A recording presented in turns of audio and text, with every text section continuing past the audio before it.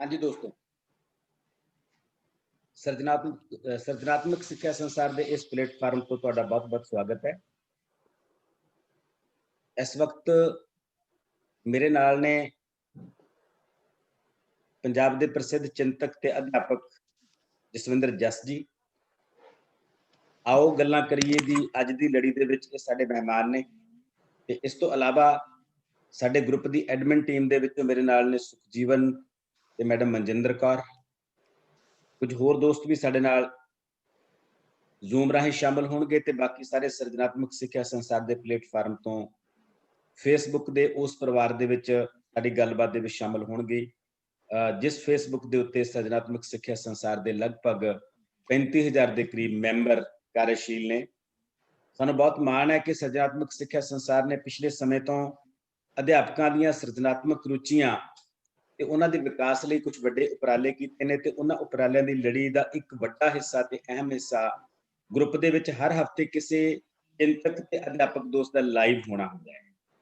ਇਸ ਲਾਈਵ ਕੜੀ ਦੇ ਵਿੱਚ ਅੱਜ ਸਾਡੇ ਨਾਲ ਨੇ, ਜਿਵੇਂ ਪਹਿਲਾਂ ਮੈਂ ਦੱਸਿਆ, ਜਸਵਿੰਦਰ ਸਿੰਘ ਜਸ ਹੋਰੀ ਜਿਹੜੇ ਬਹੁਤ ਜੀਨੀਅਸ, ਬਹੁਤ ਪ੍ਰਤਿਭਾਸ਼ੀਲ ਅਧਿਆਪਕ ਨੇ ਤੇ ਸਮਕਾਲੀ ਮਸਲਿਆਂ ਦੇ ਉੱਤੇ, ਇਤਿਹਾਸ ਦੇ ਉੱਤੇ ਤੇ ਹੋਰ ਸਾਰੇ ਮਸਲਿਆਂ ਦੇ ਉੱਤੇ ਬਹੁਤ ਸੋਹਣਾ ਸੋਚਦੇ ਨੇ, ਚਿੰਤਨ ਕਰਦੇ ਨੇ ਤੇ ਪ੍ਰਗਟਾਉਂਦੇ ਨੇ। ਦੋਸਤੋ, ਭਾਈ ਵੀਰ ਸਿੰਘ ਕਹਿੰਦਾ ਕਿ ਦੁਨੀਆ ਦਾ ਦੁੱਖ ਦੇਖ ਦੇਖ ਦਿਲ ਦਬਦਾ ਦਬਦਾ ਜਾਂਦਾ, अंदरला पंगर बगतुरदा नैनो नीर बहांदा, फिर भी दुख ना घटे जगत दा चाहे आपा बारो, पर पत्थर नहीं बनया जांदा दर्द देख दुख आंदा। जदों समाज दे विच कोई होनी अनहोनी चल रही होवे तां उत्थे कोई भी इंसान पत्थर बनया नहीं रह सकदा। उसदे अंदर जिहड़ा एक इंसान जिउंदा है, जिहड़ी उहदी जागदी ज़मीर है, उसनूं वार-वार कहंदी है कि ਜੇ ਆਲੇ ਦੁਆਲੇ ਦੇ ਵਿੱਚ ਕੁਝ ਵਾਪਰ ਰਿਹਾ ਤਾਂ ਅਸੀਂ ਉਹਦਾ ਹਿੱਸਾ, ਉਹਦਾ ਪ੍ਰਭਾਵ ਘੱਟ ਜਾਂ ਵੱਧ ਸਾਡੇ ਤੇ ਪੈਣਾ ਹੁੰਦਾ ਹੈ। ਤੇ ਅੱਜ ਜਿਵੇਂ ਤੁਸੀਂ ਦੇਖ ਰਹੇ ਹੋ, ਇਸ ਵੇਲੇ ਨਵੰਬਰ ਦਸੰਬਰ ਦੀ ਠੰਡ ਦੇ ਵਿੱਚ ਲਗਭਗ ਪੂਰੇ ਹਿੰਦੁਸਤਾਨ ਦੇ 10-12 ਲੱਖ ਲੋਕ ਇਕੱਠੇ ਹੋ ਕੇ ਦਿੱਲੀ ਦੇ ਵਿੱਚ ਬੈਠੇ ਨੇ, ਕਿਰਤੀ ਤੇ ਕਿਸਾਨ। ਜਿਸ ਦੌਰ ਦੇ ਵਿੱਚ 100 ਬੰਦਿਆਂ ਦਾ ਇਕੱਠਾ ਹੋਣਾ ਵੀ ਬਹੁਤ ਵੱਡਾ ਮਸਲਾ ਹੋਵੇ, ਉਸ ਦੌਰ ਦੇ ਵਿੱਚ 10-12 ਲੋਕ ਇਕੱਠੇ ਹੋ ਕੇ ਕਿਸੇ ਮਸਲੇ ਤੇ ਇੱਕ ਥਾਂ ਤੇ ਬਹਿ ਕੇ ਧਰਨਾ ਦਿੰਦੇ ਨੇ, ਆਪਣਾ ਰੋਸ ਪ੍ਰਗਟ ਕਰਦੇ ਨੇ, ਤਾਂ ਸੱਚਮੁੱਚ ਗੱਲ ਬਹੁਤ ਵੱਡੀ ਹੋਣੀ। ਤੇ ਉਹ ਗੱਲਬਾਤ ਸੱਚਮੁੱਚ ਹੀ ਬਹੁਤ ਵੱਡੀ ਹੈ। ਪਿਛਲੇ ਲੰਮੇ ਸਮੇਂ ਤੋਂ, ਖਾਸ ਤੌਰ ਤੇ ਆਜ਼ਾਦੀ ਤੋਂ ਬਾਅਦ ਦਾ ਜਿਹੜਾ ਸਮਾਂ ਹੈਗਾ, ਉਹ ਕਿਰਤੀ ਕਿਸਾਨਾਂ ਲਈ ਸੁੱਖ ਦਾ ਸਮਾਂ ਹੋਣਾ ਚਾਹੀਦਾ ਸੀ, ਉਹਨਾਂ ਦੇ ਸੁਪਨਿਆਂ ਦੀ ਪੂਰਤੀ ਦਾ ਸਮਾਂ ਹੋਣਾ ਚਾਹੀਦਾ ਸੀ, ਪਰ ਬਦਕਿਸਮਤੀ ਨਾਲ ਇਹੋ ਜਿਹਾ ਹੋ ਨਹੀਂ ਸਕਿਆ। ਕਿਰਤੀ ਕਿਸਾਨਾਂ ਦੇ ਸੁਪਨੇ ਲਗਾਤਾਰ ਚਕਨਾਚੂਰ ਹੁੰਦੇ ਗਏ ਤੇ ਆ ਪਿਛਲੇ ਸਮੇਂ ਦੇ ਵਿੱਚ ਜਿਹੜੇ 3 ਕਾਨੂੰਨ ਬਣਾਏ ਗਏ, ਇਹਨਾਂ ਨੇ ਕਿਰਤੀ ਕਿਸਾਨਾਂ ਦੇ ਸੁਪਨਿਆਂ ਨੂੰ ਹੋਰ ਖਤਮ ਕਰਨ ਦੀ ਜਿਹੜੀ ਮੁਹਿੰਮ ਸੀ ਉਹ ਸ਼ੁਰੂ ਕੀਤੀ। ਉਹਦੇ ਖਿਲਾਫ ਇੱਕ ਬਹੁਤ ਵੱਡੇ ਪੱਧਰ ਤੇ ਲਹਿਰ ਚੱਲੀ। ਉਸ ਲਹਿਰ ਦੇ ਤਹਿਤ ਅੱਜ ਪੂਰਾ ਹਿੰਦੁਸਤਾਨ ਟੈਲੀਵਿਜ਼ਨ ਦੇ ਕੈਮਰਿਆਂ ਦੇ ਮੂਹਰੇ ਅੱਖਾਂ ਗੱਡ ਕੇ ਦੇਖ ਰਿਹਾ ਹੈ ਕਿ ਅੱਜ ਦੀ ਮੀਟਿੰਗ ਦੇ ਵਿੱਚੋਂ ਕੀ ਹੋਣਾ, ਕੱਲ ਦੀ ਮੀਟਿੰਗ ਚੋਂ ਕੀ ਹੋਇਆ ਸੀ ਜਾਂ ਕੱਲ ਨੂੰ ਕੀ ਹੋਣਾ ਹੈ।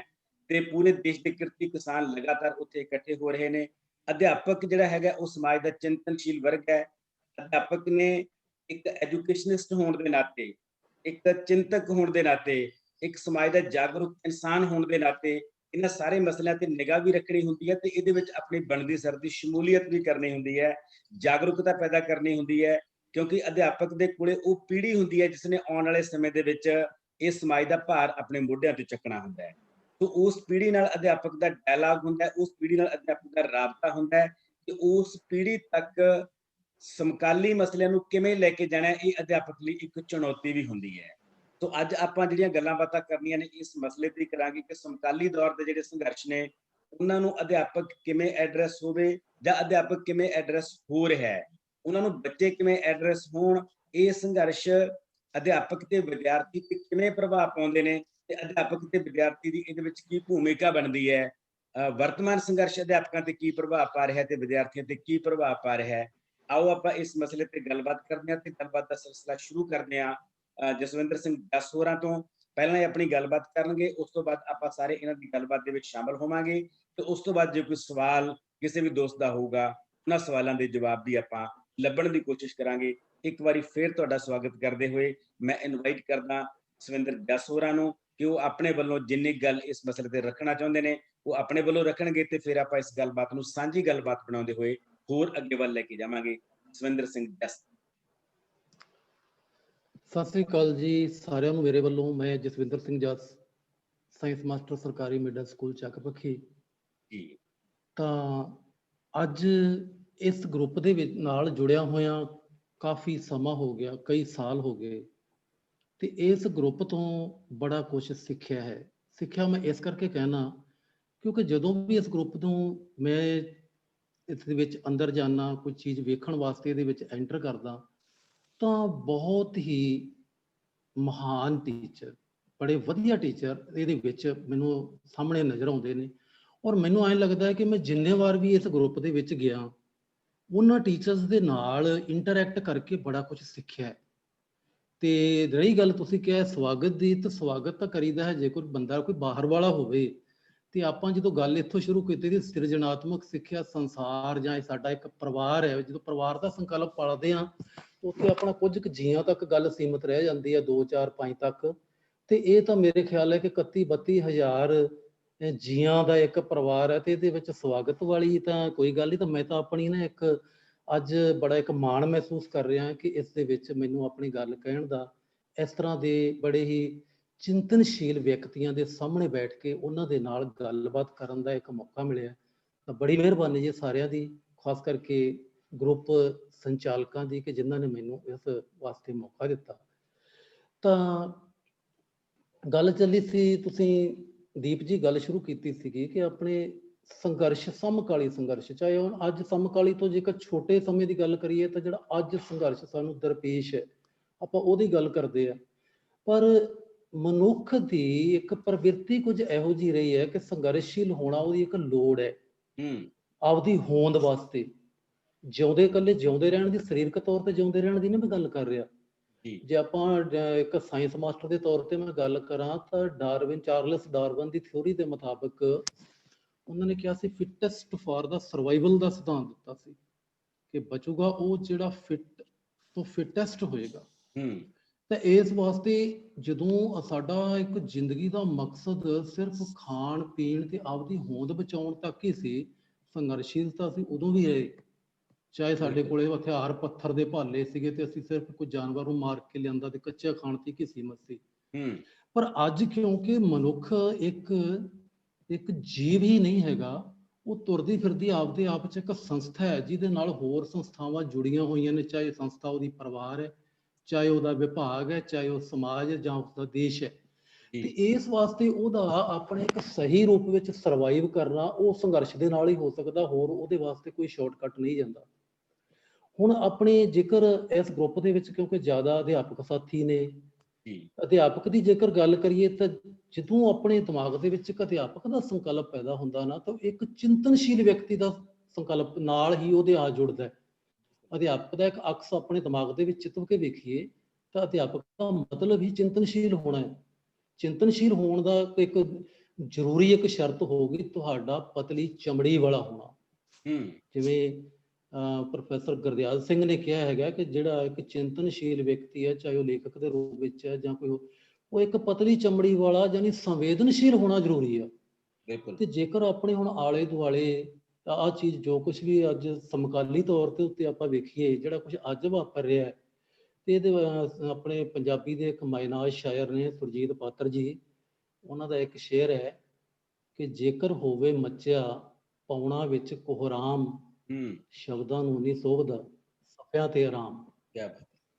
ਤਾਂ ਇਹੋ ਜਿਹੇ ਦੌਰ ਦੇ ਵਿੱਚ ਜੇਕਰ ਇੱਕ ਅਧਿਆਪਕ ਜਾਂ ਇੱਕ ਚਿੰਤਨਸ਼ੀਲ ਵਿਅਕਤੀ ਸਾਇਲੈਂਟ ਹੋ ਜਾਵੇ ਤਾਂ ਮੇਰੇ ਖਿਆਲ ਦੇ ਵਿੱਚ ਉਸ ਸਮਾਜ ਦੇ ਵਿੱਚ ਜਿਹੜੀਆਂ ਕਦਰਾਂ ਕੀਮਤਾਂ ਨੇ ਜਾਂ ਕੁਝ ਇਹੋ ਜਿਹੇ ਜਿਹੜੇ ਸਥਾਪਿਤ ਮੁੱਲ ਨੇ ਉਹ ਢਹਿਣੇ ਸ਼ੁਰੂ ਹੋ ਜਾਂਦੇ ਨੇ, ਢਹਿਣੇ ਸ਼ੁਰੂ ਹੋ ਜਾਣਗੇ। ਤਾਂ ਇਹੋ ਜਿਹੀ ਸਥਿਤੀ ਦੇ ਵਿੱਚ ਅੱਜ ਦੇ ਸਮੇਂ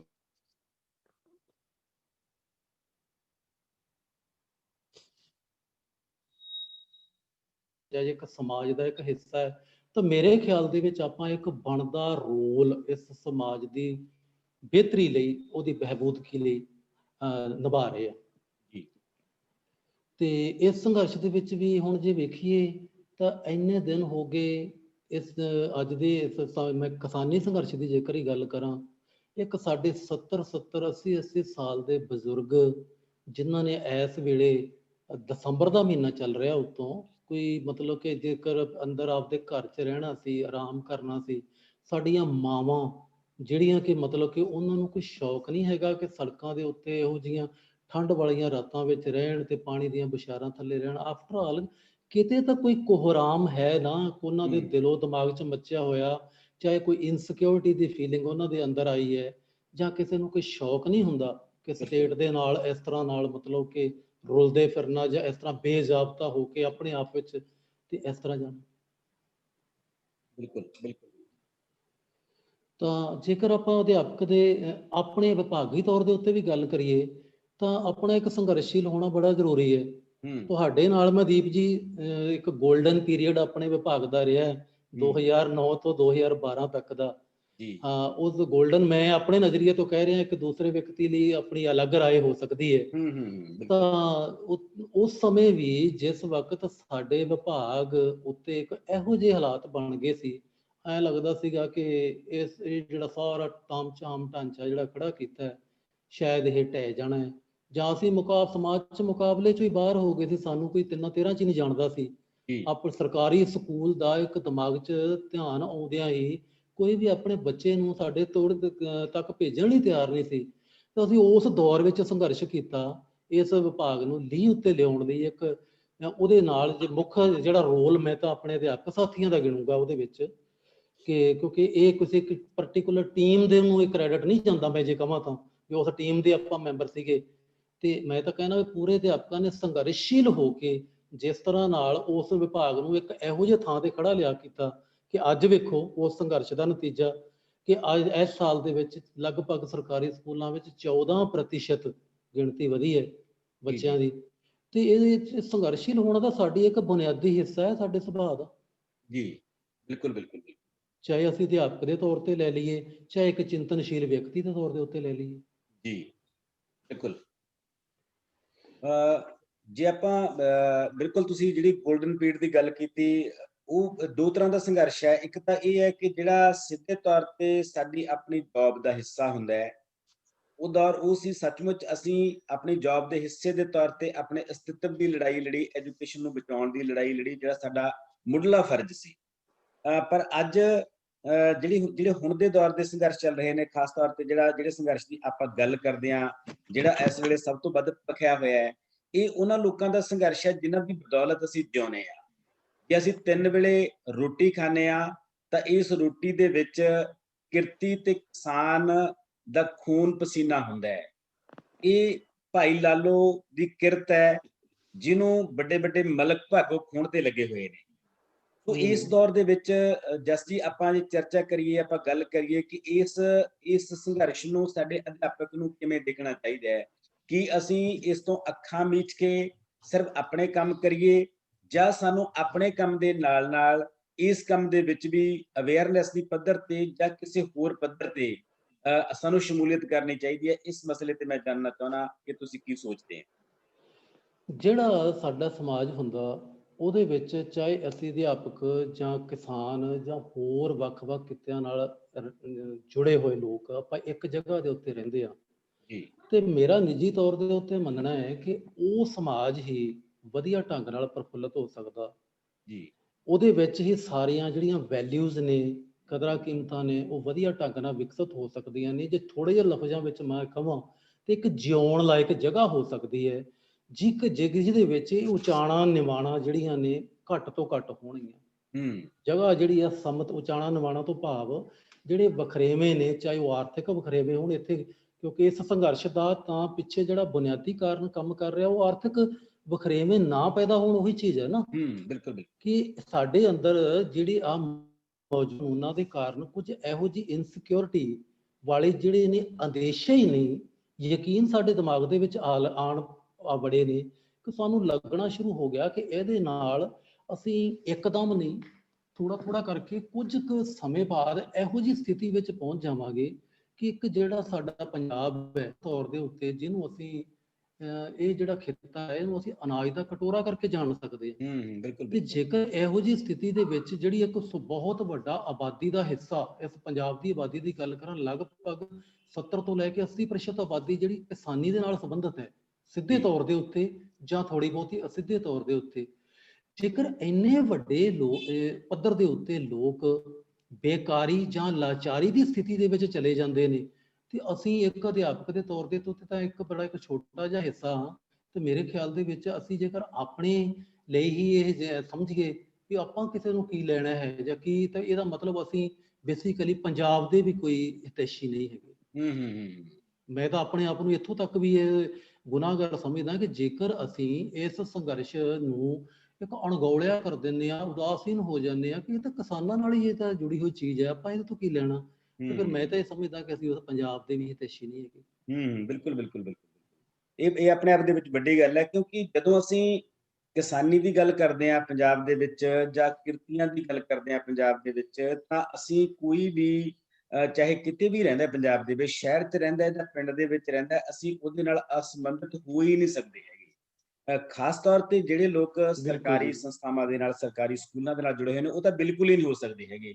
ਸਾਡੇ ਕੋਲੇ ਜਿਹੜਾ ਬੱਚਾ ਆ ਰਿਹਾ ਸਾਡੇ ਸਕੂਲਾਂ ਦੇ ਵਿੱਚ, ਇਹ ਉਸੇ ਵਰਗ ਨੂੰ ਰਿਲੇਟ ਕਰਦਾ ਹੈ ਜਿਹੜਾ ਵਰਗ ਇਸ ਵੇਲੇ ਦਿੱਲੀ ਨੂੰ ਘੇਰੀ ਬੈਠਾ ਹੈ। ਤੁਸੀਂ ਦੇਖਿਆ ਹੋਣਾ ਟੈਲੀਵਿਜ਼ਨ ਦੇ ਸਕਰੀਨ ਦੇ ਉੱਤੇ ਕਿ 5ਵੀਂ 'ਚ ਪੜ੍ਹਦਾ ਬੱਚਾ, 7ਵੀਂ 'ਚ ਪੜ੍ਹਦਾ ਬੱਚਾ, 10ਵੀਂ 'ਚ ਪੜ੍ਹਦਾ ਬੱਚਾ, 12ਵੀਂ 'ਚ ਪੜ੍ਹਦਾ ਬੱਚਾ, 14ਵੀਂ 'ਚ ਪੜ੍ਹਦਾ ਬੱਚਾ ਆਪਣੀਆਂ ਕਿਤਾਬਾਂ ਨਾਲ ਚੱਕ ਕੇ ਉੱਥੇ ਧਰਨੇ ਤੇ ਬੈਠਾ, ਪਰਾਲੀ ਵਿਛਾ ਕੇ ਉੱਥੇ ਪੜ੍ਹ ਵੀ ਰਿਹਾ ਹੈ ਤੇ ਨਾਲ ਧਰਨਾ ਵੀ ਦੇ ਰਿਹਾ ਹੈ। ਪੂਰੇ ਦੇ ਪੂਰੇ ਪਰਿਵਾਰ ਉੱਥੇ ਗਏ ਹੋਏ ਨੇ। ਸੋ ਜਿਹੜੇ ਬੱਚੇ ਸਾਡੇ ਕੋਲੇ ਸਾਡੇ ਸਕੂਲਾਂ 'ਚ ਆ ਰਹੇ ਨੇ, ਉਹ ਸਿੱਧੇ ਤੌਰ ਤੇ ਉਸ ਤੋਂ ਪ੍ਰਭਾਵਿਤ ਨੇ। ਜਦੋਂ ਸਾਡੇ ਕੋਲੇ ਜਿਹੜੇ ਬੱਚੇ ਆ ਰਹੇ ਨੇ, ਉਹਨਾਂ ਦੇ ਮਾਂ-ਬਾਪ ਤੇ ਰੋਜੀ ਰੋਟੀ ਦੇ ਮਸਲੇ ਨਹੀਂ ਹੱਲ ਹੋਣਗੇ, ਤਾਂ ਉਹਨਾਂ ਦੇ ਐਜੂਕੇਸ਼ਨ ਦੇ ਮਸਲੇ ਵੀ ਹੱਲ ਨਹੀਂ ਹੋਣਗੇ। ਸੋ ਇਹ ਇੱਕੋ ਵੇਲੇ ਐਜੂਕੇਸ਼ਨ ਨੂੰ ਬਚਾਉਣ ਦਾ ਸੰਕਟ ਤਾਂ ਹੈਗਾ ਹੀ ਹੈਗਾ, ਨਾਲ ਦੀ ਨਾਲ ਉਹਨਾਂ ਲੋਕਾਂ ਦੇ ਪਰਿਵਾਰਾਂ ਨੂੰ ਬਚਾਉਣ ਦਾ ਸੰਕਟ ਵੀ ਹੈ, ਜਿਨ੍ਹਾਂ ਪਰਿਵਾਰਾਂ ਦੇ ਵਿੱਚੋਂ ਇਹ ਬੱਚੇ ਆਉਂਦੇ ਨੇ। ਇਸ ਕਰਕੇ ਅਧਿਆਪਕ ਤਾਂ ਇਸ ਕਨਸਰਨ ਤੋਂ ਬਾਹਰ ਹੋ ਹੀ ਨਹੀਂ ਸਕਦਾ ਹੈਗਾ। ਅਧਿਆਪਕ ਦੀ ਤਾਂ ਜ਼ਰੂਰਤ ਹੈ ਕਿ ਉਹ ਆਪਣੇ ਜਿਹੜੇ ਉਹਨਾਂ ਕੋਲ ਬੱਚੇ ਆ ਰਹੇ ਨੇ, ਉਹਨਾਂ ਦੇ ਪਰਿਵਾਰਾਂ ਦੇ ਜਿਹੜੇ ਸਾਰੇ ਕਨਸਰਨ ਨੇ, ਉਹ ਬੇਸਿਕਲੀ ਅਧਿਆਪਕ ਦੇ ਆਪਣੇ ਕਨਸਰਨ ਹੁੰਦੇ ਨੇ, ਕਿਉਂਕਿ ਕੋਈ ਵੀ ਬੱਚਾ ਹਵਾ 'ਚ ਐਜੂਕੇਸ਼ਨ ਪ੍ਰਾਪਤ ਨਹੀਂ ਕਰ ਸਕਦਾ ਹੈਗਾ। ਜੇ ਬੱਚਾ ਘਰੋਂ ਰੋਟੀ ਨਹੀਂ ਮਿਲਦੀ, ਜਿਹੜੇ ਬੱਚੇ ਨੂੰ ਕੱਪੜੇ ਨਹੀਂ ਮਿਲਦੇ ਹੈਗੇ ਘਰੋਂ, ਉਹ ਬੱਚਾ ਕਿਸੇ ਵੀ ਰੂਪ ਦੇ ਵਿੱਚ ਐਜੂਕੇਸ਼ਨ ਪ੍ਰਾਪਤ ਕਰਨ ਦੇ ਸਮਰੱਥ ਨਹੀਂ ਹੋ ਸਕਦਾ। ਸੋ ਸਾਡਾ ਇੱਕ ਐਸੇ ਹੀ ਇਸ ਸੰਘਰਸ਼ ਦੇ ਨਾਲ ਇੱਕ ਸਿੱਧਾ ਕਨਸਰਨ ਇਹ ਬਣਦਾ ਹੈ ਕਿ ਸਾਡੇ ਸਾਰੇ ਬੱਚੇ ਉਸ ਬੈਕਗ੍ਰਾਉਂਡ 'ਚੋਂ ਆਉਂਦੇ ਨੇ, ਜਿਹੜੇ ਬੱਚਿਆਂ ਦੇ ਪਰਿਵਾਰਾਂ ਨਾਲ ਇਹ ਸਾਰਾ ਕੁਝ ਵਾਪਰ ਰਿਹਾ। ਇਸ ਐਂਗਲ ਤੋਂ ਤੁਸੀਂ ਅਧਿਆਪਕ ਦੀ ਭੂਮਿਕਾ ਨੂੰ ਕਿਵੇਂ ਡਿਫਾਈਨ ਕਰਦੇ ਹੋ? ਬਿਲਕੁਲ ਜੀ, ਇਹਦੇ ਵਿੱਚ ਇੱਕ ਜਿਹੜਾ ਅਧਿਆਪਕ ਹੈ ਆਪਣੇ ਆਪ ਦੇ ਵਿੱਚ ਇੱਕ ਰਿਸੋਰਸ ਸੈਂਟਰ ਹੁੰਦਾ। ਰਿਸੋਰਸ ਉਹਨੂੰ, ਉਹਦੇ ਜਿਹੜੇ ਬੱਚੇ ਨੇ, ਉਹਦੇ ਸਟੂਡੈਂਟ ਨੇ, ਉਸ ਅਧਿਆਪਕ ਦਾ ਜੋ ਤੌਰ ਤਰੀਕਾ ਕੁਝ ਵੀ ਹੈ, ਉਹਦਾ ਵਿਚਰਨ ਦਾ ਢੰਗ ਹੈ, ਉਹ ਕਿਸੇ ਚੀਜ਼ ਨੂੰ ਕਿਵੇਂ ਲੈ ਰਿਹਾ, ਉਹਨੂੰ ਉਹ ਫਾਲੋ ਕਰਦੇ ਨੇ। ਹੁਣ ਜੇਕਰ ਮੈਂ ਇਹ ਗੱਲ, ਜਿਵੇਂ ਤੁਸੀਂ ਗੱਲ ਕੀਤੀ ਸੀ ਆਪਣੇ ਬੱਚਿਆਂ ਦੀ, ਵੀ ਉਹਦੇ ਉੱਤੇ ਉਹ ਕਿਸ ਤਰ੍ਹਾਂ ਦਾ ਅਸਰ ਪਏਗਾ, ਇੱਕ ਮੈਂ ਛੋਟੀ ਜਿਹੀ ਐਗਜ਼ਾਮਪਲ ਲੈਣਾ ਕਿ ਪਿਛਲੇ ਦਿਨੀ ਇੱਕ ਸੋਸ਼ਲ ਮੀਡੀਆ ਦੇ ਉੱਤੇ ਫਿਰਦਾ ਇੱਕ ਪੋਸਟ ਵੇਖਣ ਨੂੰ ਮਿਲੀ। ਉਹਦੇ ਵਿੱਚ 1966 ਦਾ ਇੱਕ ਪ੍ਰੀਤ ਲੜੀ ਅਖਬਾਰ ਦਾ ਇੱਕ ਇਸ਼ਤਿਹਾਰ ਹੈ। ਉਹਦੇ ਪ੍ਰੀਤ ਲੜੀ ਰਸਾਲੇ ਦਾ ਇਸ਼ਤਿਹਾਰ ਆ, ਫਰਵਰੀ 1966 ਦੀ ਗੱਲ ਹੈ। ਉਹਦੇ ਵਿੱਚ ਕੀ ਹੈ, ਬੜੀ ਉਹ ਭਾਵੁਕ ਕਰਨ ਵਾਲੀ ਚੀਜ਼ ਹੈ ਕਿ 2 ਰੋਟੀਆਂ ਵਿਖਾਈਆਂ ਗਈਆਂ ਨੇ, ਥੱਲੇ ਇੱਕ ਰੋਟੀ ਹੋਰ ਵਿਖਾਈ ਗਈ ਹੈ, ਨਾਲ ਇਹ ਲਿਖਿਆ ਹੋਇਆ ਹੈ ਕਿ ਜਿਹੜੀ ਆ ਤੀਸਰੀ ਰੋਟੀ ਹੈ, ਇਸ ਦੀ ਤੁਸੀਂ ਬਚਤ ਕਰੋ ਤਾਂ ਕਿ ਇਹਦੇ ਵਾਸਤੇ ਅਸੀਂ ਜਿਹੜੀ ਆ ਵਿਦੇਸ਼ੀ ਕਰੰਸੀ, ਜ਼ਰਾਈ ਮੁਬਾਦਲਾ, ਉਹ ਬਚਾ ਸਕੀਏ। ਵਜ੍ਹਾ ਇਹ ਕਿ ਉਹ ਸਥਿਤੀ ਨੂੰ ਆਪਾਂ ਪਿੱਛੇ ਜਾ ਕੇ ਵੇਖੀਏ ਕਿ ਉਸ ਵਕਤ ਸਾਡੀ ਜਿਹੜੀ ਸਥਿਤੀ ਹੈਗੀ ਉਹ ਕੀ ਹੈਗੀ ਸੀ ਕਿ ਅਸੀਂ ਪੂਰੀ ਤਰ੍ਹਾਂ ਅਨਾਜ ਦੇ ਮਾਮਲੇ ਦੇ ਵਿੱਚ ਕਿੱਥੇ ਖੜੋਤੇ ਹੋਏ ਸਾਂ।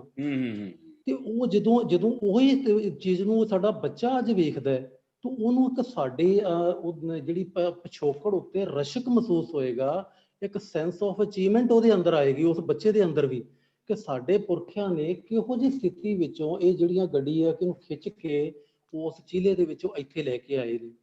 ਜਿਹੜੀ ਮਤਲਬ ਕਿ 1966 ਦੇ ਵਿੱਚ ਸਾਡੀ ਖਾਲੀ ਗੋਦਾਮਾਂ ਅੱਗੇ ਭੁੱਖੇ ਲੋਕ ਰਹਿਣ ਵਾਲੀ ਗੱਲ ਸੀ, ਤੇ ਅੱਜ ਜਿਹੜੀ ਇਸ ਗੋਦਾਮਾਂ ਦੇ ਵਿੱਚ ਭਰੇ ਹੋਏ ਗੋਦਾਮਾਂ ਦੇ ਵਿੱਚ ਅਸੀਂ ਪੰਜਾਬ ਨੂੰ ਇਸ ਪੱਖ ਤੋਂ ਜਦੋਂ ਬੜੇ ਫਖਰ ਨਾਲ ਕਹਿੰਦੇ ਆ ਕਿ ਸਾਡੇ ਪੰਜਾਬ 'ਚ ਅੱਜ ਕੋਈ ਭੁੱਖਾ ਨਹੀਂ ਸੌਂਦਾ, ਤਾਂ ਉਹ ਆਪਦੇ ਆਪ ਹੀ ਉਸ ਦੇ ਵਿੱਚ ਜਿਹੜੇ ਬੱਚੇ ਨੇ ਸਾਡੇ, ਉਹਨਾਂ ਦੇ ਅੰਦਰ ਇਹ ਸੈਂਸ ਆਫ ਅਚੀਵਮੈਂਟ ਆਏਗੀ, ਉਹਨਾਂ ਦਾ ਜਿਹੜਾ ਕੌਨਫੀਡੈਂਸ ਲੈਵਲ ਹੈ, ਉਹਨਾਂ ਨੂੰ ਲੱਗਦਾ ਅਸੀਂ ਇਹੋ ਜਿਹੇ ਖਿੱਤੇ ਦੇ ਵਿੱਚ ਰਹਿ ਰਹੇ ਹਾਂ।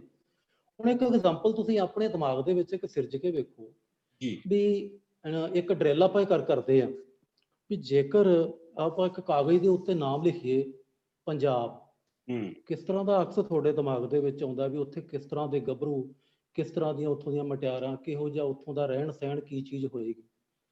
ਕਿ ਇੱਕ ਬੜੀ ਜ਼ਰਖੇਜ਼ ਧਰਤੀ, ਖੁੱਲੇ ਡੁੱਲੇ ਸੁਭਾਅ ਵਾਲੇ, ਖੁੱਲੇ ਡੁੱਲੇ ਸਰੀਰਾਂ ਵਾਲੇ ਗੱਭਰੂ ਮਟਿਆਰਾ, ਇਹੋ ਜਿਹੀ ਚੀਜ਼ ਆਉਂਦੀ ਹੈ। ਹੁਣ ਇੱਥੇ ਹੀ ਤੁਸੀਂ ਸ਼ਬਦ ਲਿਖ ਕੇ ਵੇਖੋ ਬਿਹਾਰ, ਕਿਉਂਕਿ ਆਪਾਂ ਬਿਹਾਰ ਜਾਂ ਕੋਈ ਹੋਰ ਕੋਈ ਸਟੇਟ ਲਿਖ ਕੇ ਵੇਖ ਲਓ, ਜਾਂ ਉਸ ਤੋਂ ਬਾਅਦ ਕੋਈ ਦੇਸ਼ ਲਿਖ ਕੇ ਵੇਖ ਲਓ, ਤਾਂ ਉਹਦਾ ਇੱਕ ਅਕਸ ਹੁੰਦਾ ਜਿਹੜਾ ਆਪਣੇ ਅਵਚੇਤਨ 'ਚ ਪਿਆ ਹੁੰਦਾ। ਬਿਲਕੁਲ।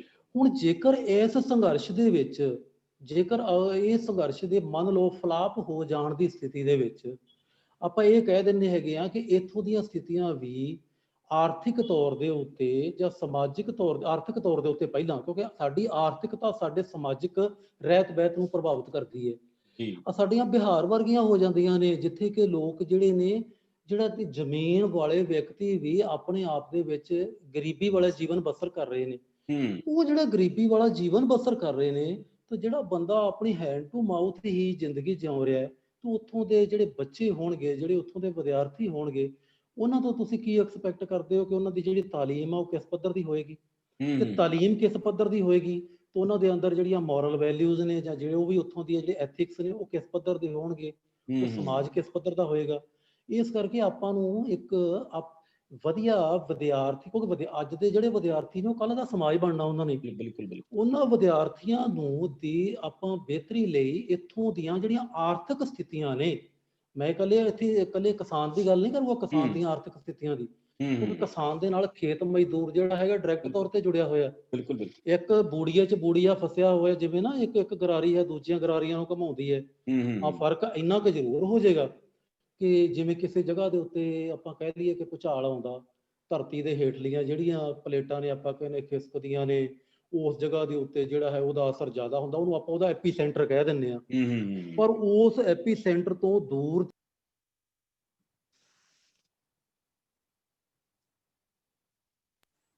ਇਹ ਨਹੀਂ ਕਹਿੰਦੇ ਕਿ ਉਹਦਾ ਕੋਈ ਨੁਕਸਾਨ ਨਹੀਂ ਹੁੰਦਾ, ਨੁਕਸਾਨ ਉਹਦਾ ਹੁੰਦਾ। ਇਹ ਜੇਕਰ ਇਹਦਾ ਸੰਘਰਸ਼ ਦਾ ਜੇਕਰ ਸਿੱਧੇ ਤੌਰ ਤੇ ਵਾਬਸਤਾ ਤਾਂ ਕਿਸਾਨ ਹੈ, ਪਰ ਅਸਿੱਧੇ ਤੌਰ ਦੇ ਉੱਤੇ ਜਿਹੜੀ ਇਹ ਜਮਾਤ ਜਿਹਦੀ ਤੁਸੀਂ ਗੱਲ ਕਰ ਰਹੇ ਸੀਗੇ ਕਿ ਉਹਨਾਂ ਦੇ ਬੱਚੇ ਸਾਡੇ ਨਾਲ ਜਿਹੜੇ ਵਰਗ ਦੇ ਜ਼ਿਆਦਾ ਜੁੜੇ ਹੋਏ ਨੇ, ਸਾਡੇ ਜਿਹੜੇ ਮਿਹਨਤਕਸ਼ ਲੋਕ, ਜਾਂ ਜਿਹੜੇ ਆਪਾਂ ਜਿਹਨੂੰ ਖੇਤ ਮਜ਼ਦੂਰ ਜਮਾਤ ਕਹਿੰਦੇ ਆ, ਜਾਂ ਹੋਰ ਵੀ ਕੋਈ ਮਜ਼ਦੂਰ ਜਿਹੜਾ ਕੋਈ ਮੰਡੀ 'ਚ ਕੰਮ ਕਰਦਾ ਜਾਂ ਕਿਸੇ ਹੋਰ ਤਰ੍ਹਾਂ, ਉਹ ਵੀ ਤਾਂ ਜੁੜੇ ਹੋਏ ਨੇ।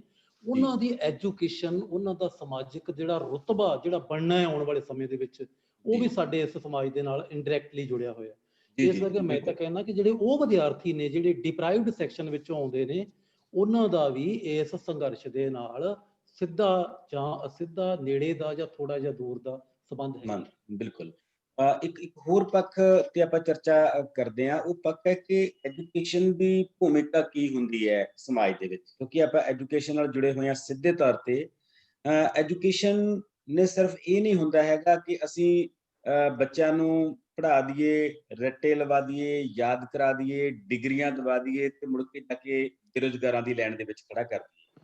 ਐਜੂਕੇਸ਼ਨ ਦਾ ਮਤਲਬ ਇਨਸਾਨ ਨੂੰ ਜਾਗਰੂਕ ਕਰਨਾ ਹੁੰਦਾ ਹੈ। ਇਸੇ ਕਰਕੇ ਅਸੀਂ ਆਪਣੇ ਸਿਲੇਬਸਾਂ ਦੇ ਵਿੱਚ ਇਤਿਹਾਸ ਪੜ੍ਹਾਉਂਦੇ ਹਾਂ, ਅਸੀਂ ਆਪਣੇ ਸਿਲੇਬਸਾਂ ਦੇ ਵਿੱਚ ਜਿੰਨੀਆਂ ਪਿਛਲੇ ਸਮੇਂ ਦੇ ਵਿੱਚ ਲਹਿਰਾਂ ਚੱਲੀਆਂ, ਜਿਹੜੇ ਸੰਘਰਸ਼ ਹੋਏ, ਅਸੀਂ ਉਹ ਪੜ੍ਹਾਉਂਦੇ ਹਾਂ। ਤੇ ਹੁਣ ਇੱਕ ਪਾਸੇ ਤਾਂ ਅਸੀਂ ਉਹ ਪੜ੍ਹਾ ਰਹੇ ਹਾਂ ਕਿ ਗੁਰੂ ਨਾਨਕ ਸਾਹਿਬ ਨੇ ਕਿਸ ਤਰ੍ਹਾਂ ਬਾਬਰ ਨੂੰ ਲਲਕਾਰਿਆ, ਪਾਪ ਕੀ ਜੰਜਲਾ ਕਾਬਲੋਂ ਧਾਇਆ, ਜੋਰੀ ਮੰਗੇ ਦਾਨ ਵੇ ਲਾ ਲਓ, ਉਹ ਵੀ ਸਾਡੇ ਪਾਠਕ੍ਰਮਾਂ ਦਾ ਹਿੱਸਾ ਹੈ। ਕਿਸ ਤਰ੍ਹਾਂ ਉਸ ਤੋਂ ਬਾਅਦ ਪੰਜਾਬ ਦੇ ਜੰਮਿਆਂ ਨੂੰ ਨਿਤ ਮੁਹਿੰਮਾਂ ਆਈਆਂ, ਉਹ ਸਾਰੀਆਂ ਲੜਾਈਆਂ, ਸਾਰੇ ਸੰਘਰਸ਼, ਆਜ਼ਾਦੀ ਦੀ ਲੜਾਈ ਤੱਕ ਜਿਹੜੇ ਆਉਂਦੇ ਨੇ ਸਾਰੇ, ਚਾਹੇ ਉਹ ਭਗਤ ਸਿੰਘ, ਚਾਹੇ ਉਹ ਰਾਜਗੁਰੂ ਸੁਖਦੇਵ, ਕਰਤਾਰ ਸਿੰਘ ਸਰਾਭਾ, ਕੂਕਾ ਲਹਿਰ, ਗਦਰ ਲਹਿਰ, ਜਿੰਨੀਆਂ ਵੀ, ਉਹ ਸਾਰੀਆਂ ਸਾਡੀ ਐਜੂਕੇਸ਼ਨ ਦਾ ਹਿੱਸਾ ਨੇ, ਸਾਡੇ ਸਿਲੇਬਸ ਦਾ ਹਿੱਸਾ ਨੇ। ਤੇ ਦੂਜੇ ਪਾਸੇ ਉਹਦੇ ਨਾਲ ਜੇ ਅਸੀਂ ਉਹਨੂੰ ਵਰਤਮਾਨ ਦੇ ਨਾਲ ਜੋੜ ਲਈਏ ਤਾਂ ਇਤਿਹਾਸ ਦਾ ਇਹਨਾਂ ਲਹਿਰਾਂ ਨੇ ਵੀ ਕੱਲ ਨੂੰ ਇਤਿਹਾਸ ਬਣਨਾ, ਜਿਹੜੀਆਂ ਅੱਜ ਸਾਡੇ ਸਾਹਮਣੇ ਦੇਖ ਰਹੇ ਹਾਂ। ਇਹਨਾਂ ਲਹਿਰਾਂ ਨੇ ਵੀ ਕੱਲ ਨੂੰ ਸਾਡੇ ਸਿਲੇਬਸਾਂ ਦਾ ਪਾਰਟ ਬਣਨਾ ਕਿ ਇੱਕ ਸੰਘਰਸ਼ ਉਸ ਦੌਰ ਦੇ ਵਿੱਚ ਹੋਏ ਸੀ, ਤੇ ਪਰ ਇੱਕ ਸੰਘਰਸ਼ 21ਵੀਂ ਸਦੀ ਦੇ ਵਿੱਚ ਕਿਰਤੀ ਤੇ ਕਿਸਾਨਾਂ ਨੇ ਰਲ ਕੇ ਲੜਿਆ ਸੀ। ਤੋ ਇੱਕ ਬਹੁਤ ਵੱਡਾ ਵਰਤਾਰਾ ਸਾਡੇ ਸਾਹਮਣੇ ਵਾਪਰ ਰਿਹਾ ਹੈ। ਇਹ ਐਜੂਕੇਸ਼ਨ ਨਾਲ ਜੁੜੇ ਹੋਏ ਲੋਕਾਂ ਵਾਸਤੇ ਤੇ ਵਿਦਿਆਰਥੀਆਂ ਵਾਸਤੇ ਵੈਸੇ ਵੀ ਇੱਕ ਇਤਿਹਾਸ ਵਾਪਰਦਾ ਦੇਖ ਰਹੇ ਨੇ। ਇਸ ਇਤਿਹਾਸ ਤੋਂ ਅਸੀਂ ਦੂਰ ਨਹੀਂ ਰਹਿ ਸਕਦੇ ਹੈਗੇ, ਇਸ ਇਤਿਹਾਸ ਨੂੰ ਅਸੀਂ ਛੱਡ ਨਹੀਂ ਸਕਦੇ, ਜਿਹੜੀਆਂ ਸਾਡੀਆਂ ਅੱਖਾਂ ਸਾਹਮਣੇ ਵਾਪਰ ਰਿਹਾ ਹੈ। ਸੋ ਐਜੂਕੇਸ਼ਨ ਨੇ ਸਾਡੇ ਅੰਦਰੋਂ ਸੰਘਰਸ਼ ਕਰਨ ਦਾ ਮਾਦਾ ਸਾਡੇ ਅੰਦਰ ਕਾਇਮ ਰੱਖਣਾ ਹੁੰਦਾ ਹੈ। ਜਿਹੜੀਆਂ ਬੇਇਨਸਾਫੀਆਂ ਸਮਾਜ ਦੇ ਵਿੱਚ ਹੁੰਦੀਆਂ ਨੇ, ਉਹਨਾਂ ਦੇ ਖਿਲਾਫ ਲੜਨ ਦਾ ਜਜ਼ਬਾ ਪੈਦਾ ਕਰਨਾ ਹੁੰਦਾ ਹੈ। ਜਿਹੜੀਆਂ ਬੇਇਨਸਾਫੀਆਂ ਇਤਿਹਾਸ ਦੇ ਵਿੱਚ ਪਿਛਲੇ ਸਮੇਂ 'ਚ ਹੋਈਆਂ, ਉਹਨਾਂ 'ਚ ਉਹ ਦੌਰ ਦੇ ਲੋਕ ਲੜੇ, ਜਿਹੜੀਆਂ ਅੱਜ ਸਾਡੇ ਸਮੇਂ 'ਚ ਵਾਪਰ ਰਹੀਆਂ ਨੇ, ਇਹਦੇ ਖਿਲਾਫ ਅਸੀਂ ਸਾਰੇ ਲੋਕਾਂ ਨੇ ਲੜਨਾ ਹੈ, ਚਾਹੇ ਉਹ ਅਧਿਆਪਕ ਨੇ, ਚਾਹੇ ਉਹ ਵਿਦਿਆਰਥੀ ਨੇ, ਚਾਹੇ ਉਹ ਸਮਾਜ ਦੇ ਕਾਮਨ ਲੋਕ ਨੇ। ਸੋ ਐਜੂਕੇਸ਼ਨ ਨਾਲ ਜੁੜੇ ਹੋਏ ਲੋਕਾਂ ਦਾ ਇਹੋ ਜਿਹੇ ਮਸਲਿਆਂ ਨਾਲ ਸਿੱਧੇ ਤੌਰ ਤੇ ਜੁੜੇ ਰਹਿਣਾ ਬਹੁਤ ਜ਼ਰੂਰੀ ਹੁੰਦਾ ਹੈ, ਕਿਉਂਕਿ ਐਜੂਕੇਸ਼ਨ ਨੇ ਸਾਡੇ ਅੰਦਰ ਉਹ ਜਾਗਰੂਕਤਾ ਪੈਦਾ ਕਰਨੀ ਹੁੰਦੀ ਹੈ ਕਿ ਇਹ ਸੰਘਰਸ਼ ਕਿਉਂ ਹੋ ਰਿਹਾ ਹੈ, ਇਹਦੇ ਪਿੱਛੇ ਕੀ ਕਾਰਨ ਨੇ ਤੇ ਇਹ ਸੰਘਰਸ਼ ਦੇ ਵਿੱਚ ਸਾਡੀ ਕੀ ਭੂਮਿਕਾ ਬਣਦੀ ਹੈ। ਇਸ ਗੱਲ ਨੂੰ ਆਪਾਂ ਚਾਹੁੰਦੇ ਹਾਂ ਕਿ ਥੋੜਾ ਜਿਹਾ ਹੋਰ ਆਪਾਂ ਡਿਸਕਸ ਕਰੀਏ। ਮੇਰੀ ਬੇਨਤੀ ਹੈ ਦੂਜੇ ਦੋਸਤਾਂ ਨੂੰ ਵੀ ਜਿਹੜੇ ਨਾਲ ਨੇ ਉਹ ਵੀ ਜਿਹਨੂੰ ਲੱਗਦਾ ਕਿਤੇ ਇੰਟਰ ਕਰ ਸਕਦੇ ਨੇ ਗੱਲਬਾਤ ਦੇ ਵਿੱਚ, ਸਵਾਲ ਦੇ ਰੂਪ ਚ ਵੀ ਕਰ ਸਕਦੇ ਨੇ, ਵੈਸੇ ਵੀ ਕਰ ਸਕਦੇ ਨੇ ਜੀ। ਦੀਪ ਜੀ, ਤੁਸੀਂ ਸੰਘਰਸ਼ ਜਿਵੇਂ ਆਪਣੇ ਗੁਰੂ ਨਾਨਕ ਸਾਹਿਬ ਜੀ ਤੋਂ, ਜਿਨ੍ਹਾਂ ਦਾ ਇਹੋ ਜਿਹੇ ਦੌਰ ਦੇ ਵਿੱਚ, ਕਾਲੇ ਦੌਰ ਦੇ ਵਿੱਚ ਆਗਮਨ ਹੁੰਦਾ ਹੈ, ਜੀ ਜਿੱਥੇ ਆ ਕੇ ਉਹ ਇੱਥੋਂ ਤੱਕ ਵੀ ਕਹਿ ਦਿੰਦੇ ਨੇ ਕਿ ਖੁਰਾਸਾਨ ਖਸਮਾਨਾ ਕੀਆ, ਹਿੰਦੁਸਤਾਨ ਡਰਾਇਆ। ਬਿਲਕੁਲ ਉਹ ਵੀ ਇੱਕ ਸੰਘਰਸ਼ ਹੈਗਾ ਸੀ ਕਿ ਜਿਹੜਾ ਇਹੋ ਜਿਹੇ ਬੰਦੇ ਦੇ, ਇੱਕ ਜਾਬਰ ਬੰਦੇ ਦੇ ਅੱਖਾਂ ਵਿੱਚ ਅੱਖਾਂ ਪਾ ਕੇ ਵੇਖਣਾ, ਉਹਨੂੰ ਦੱਸਣਾ ਕਿ ਇੱਥੇ ਤੂੰ ਗਲਤ ਹੈ। ਪਰ ਇਹਨਾਂ ਸੰਘਰਸ਼ਾਂ ਦੇ ਜਿੰਨਾ ਇੱਕ ਸੰਘਰਸ਼ ਤੁਸੀਂ ਹੁਣ ਗਿਣਾਏ ਨੇ, ਇਹਨਾਂ ਨੂੰ ਬੜੇ ਧਿਆਨ ਨਾਲ ਵੇਖੋ। ਇੱਕ ਸੰਘਰਸ਼ ਦੇ ਉੱਤੇ ਦੂਜੇ ਸੰਘਰਸ਼ ਦੀ ਕਿਸੇ ਨਾ ਕਿਸੇ ਰੂਪ ਵਿੱਚ ਕੜੀ ਜੁੜਦੀ ਆ ਰਹੀ ਹੈ ਲਗਾਤਾਰ। 1947 ਤੱਕ ਆ ਜਾਓ, ਇੱਕ ਇੰਪਲਸ, ਜੇ ਆਪਾਂ ਸਾਡੇ ਇਸ, ਕਿਉਂਕਿ ਜਿਹੜੇ ਜਿੰਨੇ ਸੰਘਰਸ਼ ਤੁਸੀਂ ਗਿਣੇ ਨੇ ਇਹ ਸਾਡੇ ਪੰਜਾਬ ਦੀ ਧਰਤੀ ਉੱਤੇ ਹੋਏ ਸੰਘਰਸ਼ ਨੇ। ਇਸ ਸੰਘਰਸ਼ਾਂ ਲਈ ਵੀ ਜ਼ਰਖੇਜ਼ ਧਰਤੀ, ਮੈਂ ਕਹਿੰਦਾ ਇਕੱਲੀ ਸਾਡੀ ਫਸਲੀ ਤੌਰ ਦੇ ਉੱਤੇ ਜ਼ਰਖੇਜ਼ ਧਰਤੀ ਨਹੀਂ ਹੈਗੀ ਇਹ ਸੰਘਰਸ਼ਾਂ ਲਈ ਵੀ ਜ਼ਰਖੇਜ਼ ਧਰਤੀ ਮੈਂ ਇਹਨੂੰ ਕਹੂੰਗਾ। ਉਹਦੀ ਇੱਕ ਲਗਾਤਾਰ ਇੱਕ ਇੰਪਲਸ ਸਾਹਿਬ ਸ੍ਰੀ ਗੁਰੂ ਨਾਨਕ ਦੇਵ ਜੀ ਤੋਂ ਚੱਲਦੀ ਹੋਈ ਅੱਜ ਤੱਕ ਇਹ ਆਉਂਦੀ ਹੈ। ਔਰ ਵੇਖੋ ਤੁਸੀਂ ਇਸ ਸੰਘਰਸ਼ ਦੇ ਵਿੱਚ ਉਸੇ ਇੰਪਲਸ ਦਾ ਰੂਪ ਵੇਖ ਵੀ ਰਹੇ ਹੋ। ਹਾਂ ਬਿਲਕੁਲ, ਕਿਉਂਕਿ ਇਹ ਜਿਹੜੀ ਹੈ ਇੱਕ ਸ਼ਾਇਦ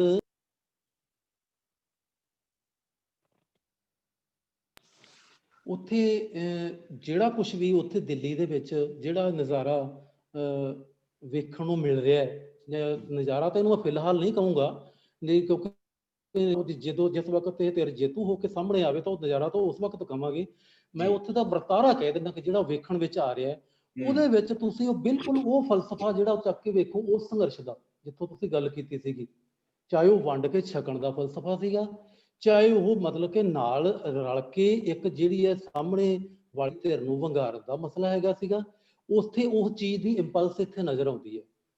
ਅੱਛਾ, ਦੂਸਰੀ ਗੱਲ ਤੁਸੀਂ ਜਿਹੜੀ ਗੱਲ ਕੀਤੀ ਹੈਗੀ ਹੈ ਕਿ ਇਸ ਨੂੰ ਆਪਾਂ ਸਮਕਾਲੀ ਦੌਰ ਦੇ ਵਿੱਚ ਕਿਵੇਂ ਵੇਖਾਂਗੇ, ਇਹ ਇਤਿਹਾਸ ਵਿੱਚ ਕਿਵੇਂ ਦਰਜ ਹੋਏਗੀ, ਇੱਥੇ ਆਪਣਾ ਰੋਲ ਬਹੁਤ ਵੱਡਾ ਹੋਏਗਾ, ਅਧਿਆਪਕ ਦਾ ਰੋਲ ਬਹੁਤ ਵੱਡਾ ਹੋਏਗਾ।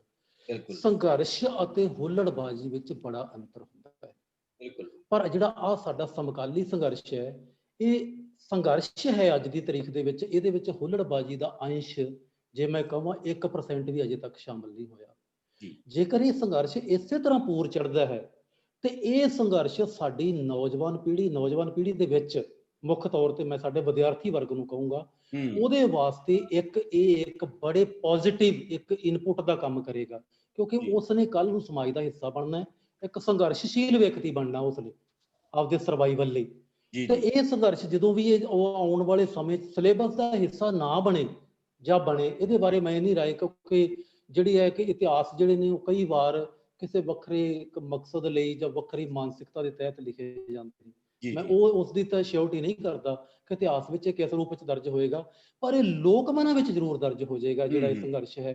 ਤੇ ਲੋਕ ਮਨਾਂ ਦੀ ਜਿਹੜੀ ਚੀਜ਼ ਹੁੰਦੀ ਹੈਗੀ ਉਹ ਪੀੜ੍ਹੀ ਦਰ ਪੀੜ੍ਹੀ ਤੁਰਦੀ ਰਹਿੰਦੀ ਹੈ, ਇਤਿਹਾਸ ਦੇ ਵਿੱਚ ਤਾਂ ਹੇਰ ਫੇਰ ਸਮੇਂ ਦੇ ਨਾਲ ਹੁੰਦੇ ਰਹਿੰਦੇ ਨੇ। ਜੀ ਬਹੁਤ ਇੰਪੋਰਟੈਂਟ ਗੱਲ ਹੈ, ਕਿਉਂਕਿ ਐਜੂਕੇਸ਼ਨ ਨੇ ਜੇ ਪੁਰਾਣੇ ਸਮੇਂ ਦੇ ਵਿੱਚ ਜਦੋਂ ਭਗਤ ਸਿੰਘ ਲਾਹੌਰ ਕਾਲਜ ਦੇ ਵਿੱਚ, DAV ਕਾਲਜ ਦੇ ਵਿੱਚ ਪੜ੍ਹਦਾ ਸੀ, ਤਾਂ ਉਸ ਕਾਲਜ ਦੇ ਨੇ ਜਿਹੜੇ ਸਟੂਡੈਂਟ ਤਿਆਰ ਕੀਤੇ ਸੀ, ਉਹ ਭਗਤ ਸਿੰਘ ਵੀ ਉਹਨਾਂ ਦੇ ਵਿੱਚੋਂ ਇੱਕ ਸੀ। ਉਹਦਾ ਇੱਕ ਬਹੁਤ ਵੱਡਾ ਰੋਲ ਸੀ। ਇਸ ਤਰ੍ਹਾਂ ਅੱਜ ਦੇ ਦੌਰ ਦੇ ਵਿੱਚ ਵੀ ਕਿਤੇ ਨਾ ਕਿਤੇ ਅਧਿਆਪਕਾਂ ਦਾ ਇਸ ਚਿੰਤਨ ਦੇ ਵਿੱਚ ਇੱਕ ਰੋਲ ਹੋਣਾ ਚਾਹੀਦਾ ਹੈ ਕਿ ਉਹ ਸੁਚੇਤ ਤੌਰ ਤੇ ਬੱਚਿਆਂ ਨੂੰ ਇਹਨਾਂ ਗੱਲਾਂ ਬਾਰੇ ਦੱਸੇ ਕਿ ਐਜੂਕੇਸ਼ਨ ਦਾ ਮਤਲਬ ਕੱਲੀਆਂ ਡਿਗਰੀਆਂ ਨਹੀਂ ਹੁੰਦਾ, ਐਜੂਕੇਸ਼ਨ ਦਾ ਮਤਲਬ ਆਪਣੀਆਂ ਸਥਿਤੀਆਂ ਪ੍ਰਤੀ ਜਾਗਰੂਕਤਾ ਹੁੰਦੀ ਹੈ, ਤੇ ਬੇਇਨਸਾਫੀ ਕਿਤੇ ਵੀ ਹੁੰਦੀ ਹੈ, ਕਿਸੇ ਵੱਲੋਂ ਵੀ ਹੁੰਦੀ ਹੈ, ਉਹਦਾ ਵਿਰੋਧ ਕਰਨਾ ਬਣਦਾ। ਇਹ ਐਜੂਕੇਸ਼ਨ ਦਾ ਇੱਕ ਬੇਸਿਕ ਪਰਪਸ ਹੁੰਦਾ ਹੈ। ਮੈਨੂੰ ਲੱਗਦਾ ਕਿ ਅਧਿਆਪਕ ਤੇ ਵਿਦਿਆਰਥੀ ਨੂੰ ਇਸ ਗੱਲ ਨੂੰ ਸਮਝਣਾ ਚਾਹੀਦਾ ਕਿ ਅੱਜ ਦੇ ਦੌਰ ਦੇ ਵਿੱਚ ਅਸੀਂ ਇੱਕ ਅਧਿਆਪਕ ਹੋਣ ਦੇ ਨਾਤੇ ਤੇ ਇੱਕ ਵਿਦਿਆਰਥੀ ਹੋਣ ਦੇ ਨਾਤੇ ਇਸ ਗੱਲ ਨੂੰ ਸਮਝੀਏ ਤੇ ਇਸ ਗੱਲ ਲਈ ਆਪਣੇ ਆਪ ਨੂੰ ਤਿਆਰ ਕਰੀਏ। ਅਗਲੀ ਗੱਲ ਜਿਹੜੀ ਇੱਕ ਤੀਜਾ ਪੱਖ, ਆਪਾਂ ਇੱਕ ਵਿਦਿਆਰਥੀ ਦੇ ਐਂਗਲ ਤੋਂ ਗੱਲ ਕੀਤੀ ਹੈ, ਦੂਜਾ ਐਜੂਕੇਸ਼ਨ ਦੇ ਪਰਪਸ ਦੇ ਐਂਗਲ ਤੋਂ ਗੱਲ ਕੀਤੀ ਹੈ, ਤੀਜਾ ਨਾਲ ਅਧਿਆਪਕ ਦੇ ਐਂਗਲ ਤੋਂ ਗੱਲ ਕਰਨਾ। ਅਧਿਆਪਕ ਦੇ ਐਂਗਲ ਤੋਂ ਇਹ ਹੈ ਕਿ ਸਮੇਂ-ਸਮੇਂ ਤੇ ਜਦੋਂ ਦਾ ਅਧਿਆਪਕ ਵਰਗ ਹੋਣ ਦੇ ਵਿੱਚ ਆਇਆ ਹੈ, ਅਸੀਂ ਆਪਣੇ ਹਿੱਤਾਂ ਦੀਆਂ ਲੜਾਈਆਂ ਲੜੀਆਂ ਨੇ। ਉਹਦੇ ਵਿੱਚ ਕੋਈ ਦੌਰ ਸੀ ਜਦੋਂ ਇੱਕ ਜਥੇਬੰਦੀ ਹੁੰਦੀ ਸੀ, ਉਦੋਂ ਸਾਡੀਆਂ ਲੜਾਈਆਂ ਵੱਧ ਸਟਰੋਂਗ ਹੁੰਦੀਆਂ ਸੀ, ਫਿਰ ਬਹੁਤ ਸਾਰੀਆਂ ਜਥੇਬੰਦੀਆਂ ਵੰਡੀਆਂ ਗਈਆਂ, ਸੰਘਰਸ਼ ਕਮਜ਼ੋਰ ਹੋਏ। ਪਰ ਅੱਜ ਦਾ ਦੌਰ ਜਿਹੜਾ ਹੁਣ ਦਾ ਦੌਰ ਆ ਚੁੱਕਿਆ ਹੈ, ਇਸ ਕਿਸਾਨੀ ਸੰਘਰਸ਼ ਨੇ ਸਾਡੇ ਲਈ ਇੱਕ ਨਵਾਂ ਰੋਲ ਮਾਡਲ ਸੈੱਟ ਕੀਤਾ ਹੈ। ਉਹ ਨਵਾਂ ਰੋਲ ਮਾਡਲ ਇਹ ਹੈ ਕਿ ਜਿਹੜੀ ਸਥਿਤੀ ਅਧਿਆਪਕਾਂ ਦੇ ਵਿੱਚ ਹੈ, ਇਹੀ ਲਗਭਗ ਕਿਸਾਨਾਂ ਦੇ ਵਿੱਚ ਹੈ। ਪੂਰੇ ਦੇਸ਼ ਦੇ ਵਿੱਚ 500 ਜਥੇਬੰਦੀਆਂ ਨੇ ਤੇ ਪੰਜਾਬ ਦੇ ਵਿੱਚ ਲਗਭਗ 35-36 ਜਥੇਬੰਦੀਆਂ ਨੇ। ਹੁਣ 35-36 ਜਥੇਬੰਦੀਆਂ ਇੱਕ ਪਲੇਟਫਾਰਮ ਤੇ ਆਈਆਂ, ਇਹਦੇ ਨਾਲ ਹੋਰ ਬਹੁਤ ਸਾਰੀਆਂ ਜਿਹੜੀਆਂ ਮੁਲਾਜ਼ਮਾਂ ਦੀਆਂ ਤੇ ਮਜ਼ਦੂਰਾਂ ਦੀਆਂ ਜਥੇਬੰਦੀਆਂ ਉਹ ਇੱਕ ਪਲੇਟਫਾਰਮ ਤੇ ਆਈਆਂ, ਤਾਂ ਇੱਕ ਵੱਡਾ ਸਿਨੈਰੀਓ ਕ੍ਰੀਏਟ ਹੋਇਆ ਸਾਡੇ ਸਾਹਮਣੇ, ਜਿਹਦੇ ਵਿੱਚੋਂ ਇੱਕ ਵੱਡੇ ਪੱਧਰ ਦਾ ਸੰਘਰਸ਼ ਮਤਲਬ ਤਿਆਰ ਹੋਇਆ ਕਿ ਪਹਿਲੀ ਵਾਰ ਕੇਂਦਰ ਦੀ ਸਰਕਾਰ ਕਿਸੇ ਗੱਲ ਤੋਂ ਬੈਕਫੁੱਟ ਤੇ ਆਉਣ ਨੂੰ ਤਿਆਰ ਹੋਈ ਹੈ ਕਿ ਹਾਂ ਸਾਡੇ ਤੋਂ ਕੁਝ ਕਮੀਆਂ ਰਹੀਆਂ ਨੇ, ਅਸੀਂ ਕੁਝ ਨਾ ਕੁਝ ਨੂੰ ਠੀਕ ਕਰਦੇ ਹਾਂ। ਠੀਕ ਹੁੰਦਾ ਨਹੀਂ ਹੁੰਦਾ, ਕਿੰਨਾ ਹੁੰਦਾ ਬਾਅਦ ਦੀ ਗੱਲ ਹੈ। ਇੱਕ ਸਾਡੇ ਅਧਿਆਪਕ ਲਈ ਰੋਲ ਮਾਡਲ ਇਸ ਪੱਖੋਂ ਹੈ ਕਿ ਜੇ ਆਉਣ ਵਾਲੇ ਸਮੇਂ ਦੇ ਵਿੱਚ ਲੜਾਈਆਂ ਲੜਨੀਆਂ ਨੇ ਤਾਂ ਉੱਥੇ ਇਕੱਲੇ ਮੁਲਾਜ਼ਮ ਆਪਣੇ ਆਪ ਦੇ ਵਿੱਚ ਜਾਂ ਇਕੱਲੇ ਟੀਚਰ ਆਪਣੇ ਆਪ ਦੇ ਵਿੱਚ ਕੁਝ ਨਹੀਂ ਹੈਗੇ। ਕਿਸਾਨ ਤੇ ਮਜ਼ਦੂਰ ਬੇਸਿਕ ਵਰਗ ਨੇ ਸਾਡੀ ਸੁਸਾਇਟੀ ਦਾ। ਜੇ ਅਸੀਂ ਇਹਨਾਂ ਵਰਗਾਂ ਦੇ ਨਾਲ ਅੱਜ ਖੜਾਂਗੇ ਤਾਂ ਹੀ ਕੱਲ ਨੂੰ ਇਹ ਵਰਗ ਸਾਡੇ ਨਾਲ ਆ ਕੇ ਖੜਨਗੇ, ਤਾਂ ਹੀ ਅਸੀਂ ਆਪਣੇ ਆਉਣ ਵਾਲੇ ਸੰਘਰਸ਼ਾਂ ਦੇ ਵਿੱਚ ਜਿੱਤਣਾ ਪ੍ਰਾਪਤ ਕਰ ਸਕਾਂਗੇ। ਸੋ ਕਿਸਾਨ ਸੰਘਰਸ਼ ਦੇ ਨਾਲ ਜੁੜਨਾ ਅਧਿਆਪਕ ਦੀ ਆਪਣੀ ਐਗਜ਼ਿਸਟੈਂਸ ਦਾ ਮਸਲਾ ਵੀ ਹੈ, ਕਿਉਂਕਿ ਜਿਹੜੇ ਮੁਲਾਜ਼ਮ ਵਰਗ ਹੁੰਦੇ ਨੇ ਇਹ ਇੱਕ ਸੇਵਾ ਸੈਕਟਰ ਚੋਂ ਆਉਂਦੇ ਨੇ। ਇਹ ਬੇਸਿਕ ਵਰਗ ਨਹੀਂ ਹੁੰਦਾ ਸੁਸਾਇਟੀ ਦਾ। ਬੇਸਿਕ ਵਰਗ ਕਿਸਾਨ ਮਜ਼ਦੂਰ ਹੈ, ਜਿਨ੍ਹਾਂ ਤੋਂ ਬਿਨਾਂ ਇਹ ਸਮਾਜ ਚੱਲ ਹੀ ਨਹੀਂ ਸਕਦਾ ਹੈਗਾ। ਉਹਨਾਂ ਦੇ ਸੰਘਰਸ਼ ਤੋਂ ਸਾਨੂੰ ਇਹ ਗੱਲ ਸਿੱਖਣੀ ਪਊਗੀ ਕਿ ਜੇ ਅੱਜ ਉਹ ਸੰਘਰਸ਼ ਕਰ ਰਹੇ ਨੇ ਤੇ ਅਸੀਂ ਉਹਨਾਂ ਦੇ ਨਾਲ ਆ, ਤਾਂ ਹੀ ਕੱਲ ਨੂੰ ਉਹ ਸਾਡੇ ਨਾਲ ਹੋਣਗੇ। ਤੇ ਜਦੋਂ ਏਕੇ ਨਾਲ, ਵੱਡੇ ਏਕੇ ਨਾਲ, ਤਾਕਤ ਨਾਲ ਸੰਘਰਸ਼ ਲੜਿਆ ਜਾਂਦਾ ਤਾਂ ਹੀ ਜਿੱਤ ਪ੍ਰਾਪਤ ਹੁੰਦੀ ਹੈ। ਸੋ ਸਾਡੇ ਅਧਿਆਪਕ ਵਰਗ ਲਈ ਇਹ ਵੀ ਇੱਕ ਸੰਦੇਸ਼ ਹੈ ਇਸ ਕਿਸਾਨ ਸੰਘਰਸ਼ ਦਾ ਕਿ ਅਸੀਂ ਇਹਦੇ ਵਿੱਚ ਕਿਉਂ ਸ਼ਾਮਲ ਹੋਈਏ, ਅਸੀਂ ਇਹਦੇ ਨਾਲ ਕਿਉਂ ਜੁੜੀਏ। ਇਹ ਇੱਕ ਵੱਡਾ ਕਾਰਨ ਹੈ। ਤੁਸੀਂ ਇਹਦੇ ਬਾਰੇ ਕੀ ਸੋਚਦੇ ਹੋ? ਦੀਪ ਜੀ, ਤੁਹਾਡੀ ਗੱਲ ਦੇ ਵਿੱਚੋਂ ਦੋ ਜਿਹੜੇ ਐਂਗਲ ਸਾਹਮਣੇ ਇੱਕ ਆਏ ਨੇ। ਇੱਕ ਤਾਂ ਤੁਸੀਂ ਇਹ ਗੱਲ ਜਿਹੜੀ ਕੀਤੀ ਹੈਗੀ ਕਿ ਇਹਦੀਆਂ ਸਾਰੀਆਂ ਜਥੇਬੰਦੀਆਂ ਇੱਕ ਪਲੇਟਫਾਰਮ ਦੇ ਉੱਤੇ ਪਹਿਲੀ ਵਾਰੀ ਆਈਆਂ ਜੀ। ਉਹਦੇ ਵਿੱਚ ਜੇਕਰ ਪਿੱਛੇ ਜਾਈਏ ਤਾਂ ਇਸ ਤਰ੍ਹਾਂ ਦੇਖੋ, ਕਿਸਾਨੀ ਹੌਲੀ ਹੌਲੀ ਹੌਲੀ ਹੌਲੀ ਕਰਕੇ ਜਿਹਨੂੰ ਆਪਾਂ ਕਹਿ ਦਿੰਦੇ ਕਿ ਲਾਹੇਵੰਦ ਧੰਦਾ ਜਿਹੜੀ ਨਹੀਂ ਰਹੀ, ਜੀ। ਔਰ ਲਾਹੇਵੰਦ ਧੰਦਾ ਨਾ ਰਹਿਣ ਦੇ ਬਾਵਜੂਦ ਵੀ ਇੱਕ ਅੰਦਰੋਂ ਆਵਾਜ਼ ਤਾਂ ਇਸ ਸਿਸਟਮ ਦੇ ਖਿਲਾਫ ਉੱਠਦੀ ਰਹੀ ਹੈ। ਪਰ ਉਹ ਇੱਕ ਜਥੇਬੰਦਕ ਰੂਪ ਵਿੱਚ ਇੱਕ ਅਸੰਗਠਿਤ ਖੇਤਰ ਕਿਉਂ ਰਿਹਾ ਇੰਨਾ ਲੰਬਾ ਸਮਾਂ? ਅੱਜ ਉਹ ਸਥਿਤੀ ਨਹੀਂ ਹੈਗੀ। ਅੱਜ ਆਪਾਂ ਕਹਿ ਦਿੰਦੇ ਹਾਂ ਕਿ ਪੂਰਾ ਦੇਸ਼ ਇੱਕ ਪਲੇਟਫਾਰਮ ਦੇ ਉੱਤੇ ਖੜਾ। ਉਹਦੇ ਮੇਰੇ ਖਿਆਲ ਦੇ ਵਿੱਚ ਅੱਜ ਦੇ ਜਿਵੇਂ ਆਪਾਂ ਜਿਸ ਟੈਕਨੋਲੋਜੀ ਦੇ ਜ਼ਰੀਏ ਹੁਣ ਆਪਸ ਵਿੱਚ ਜੁੜੇ ਹੋਏ ਆ, ਇਹ ਪਹਿਲਾਂ ਚੀਜ਼ ਇਹ ਇਸ ਤਰ੍ਹਾਂ ਦੀ ਨਹੀਂ ਸੀਗੀ। ਇੱਕ ਜਥੇਬੰਦੀ ਤੋਂ ਦੂਜੇ ਜਥੇਬੰਦੀ ਤੱਕ, ਇੱਕ ਖਿੱਤੇ ਤੋਂ ਦੂਜੇ ਖਿੱਤੇ ਤੱਕ ਇੱਕ ਕਮਿਊਨੀਕੇਸ਼ਨ ਗੈਪ ਕ੍ਰੀਏਟ ਹੁੰਦਾ ਰਿਹਾ ਲਗਾਤਾਰ। ਔਰ ਆਪਣੀ ਗੱਲ ਸਹੀ ਢੰਗ ਨਾਲ ਜਿਹੜੀ ਕਿਸੇ ਪਲੇਟਫਾਰਮ ਤੋਂ ਗੱਲ ਦੂਜੇ ਤੱਕ ਨਹੀਂ ਪਹੁੰਚ ਸਕੀ, ਉਹਦੇ ਨਾਲੋਂ ਵਖਰੇਵੇਂ ਜਿਹੜੇ ਲਗਾਤਾਰ ਬਣੇ ਰਹੇ।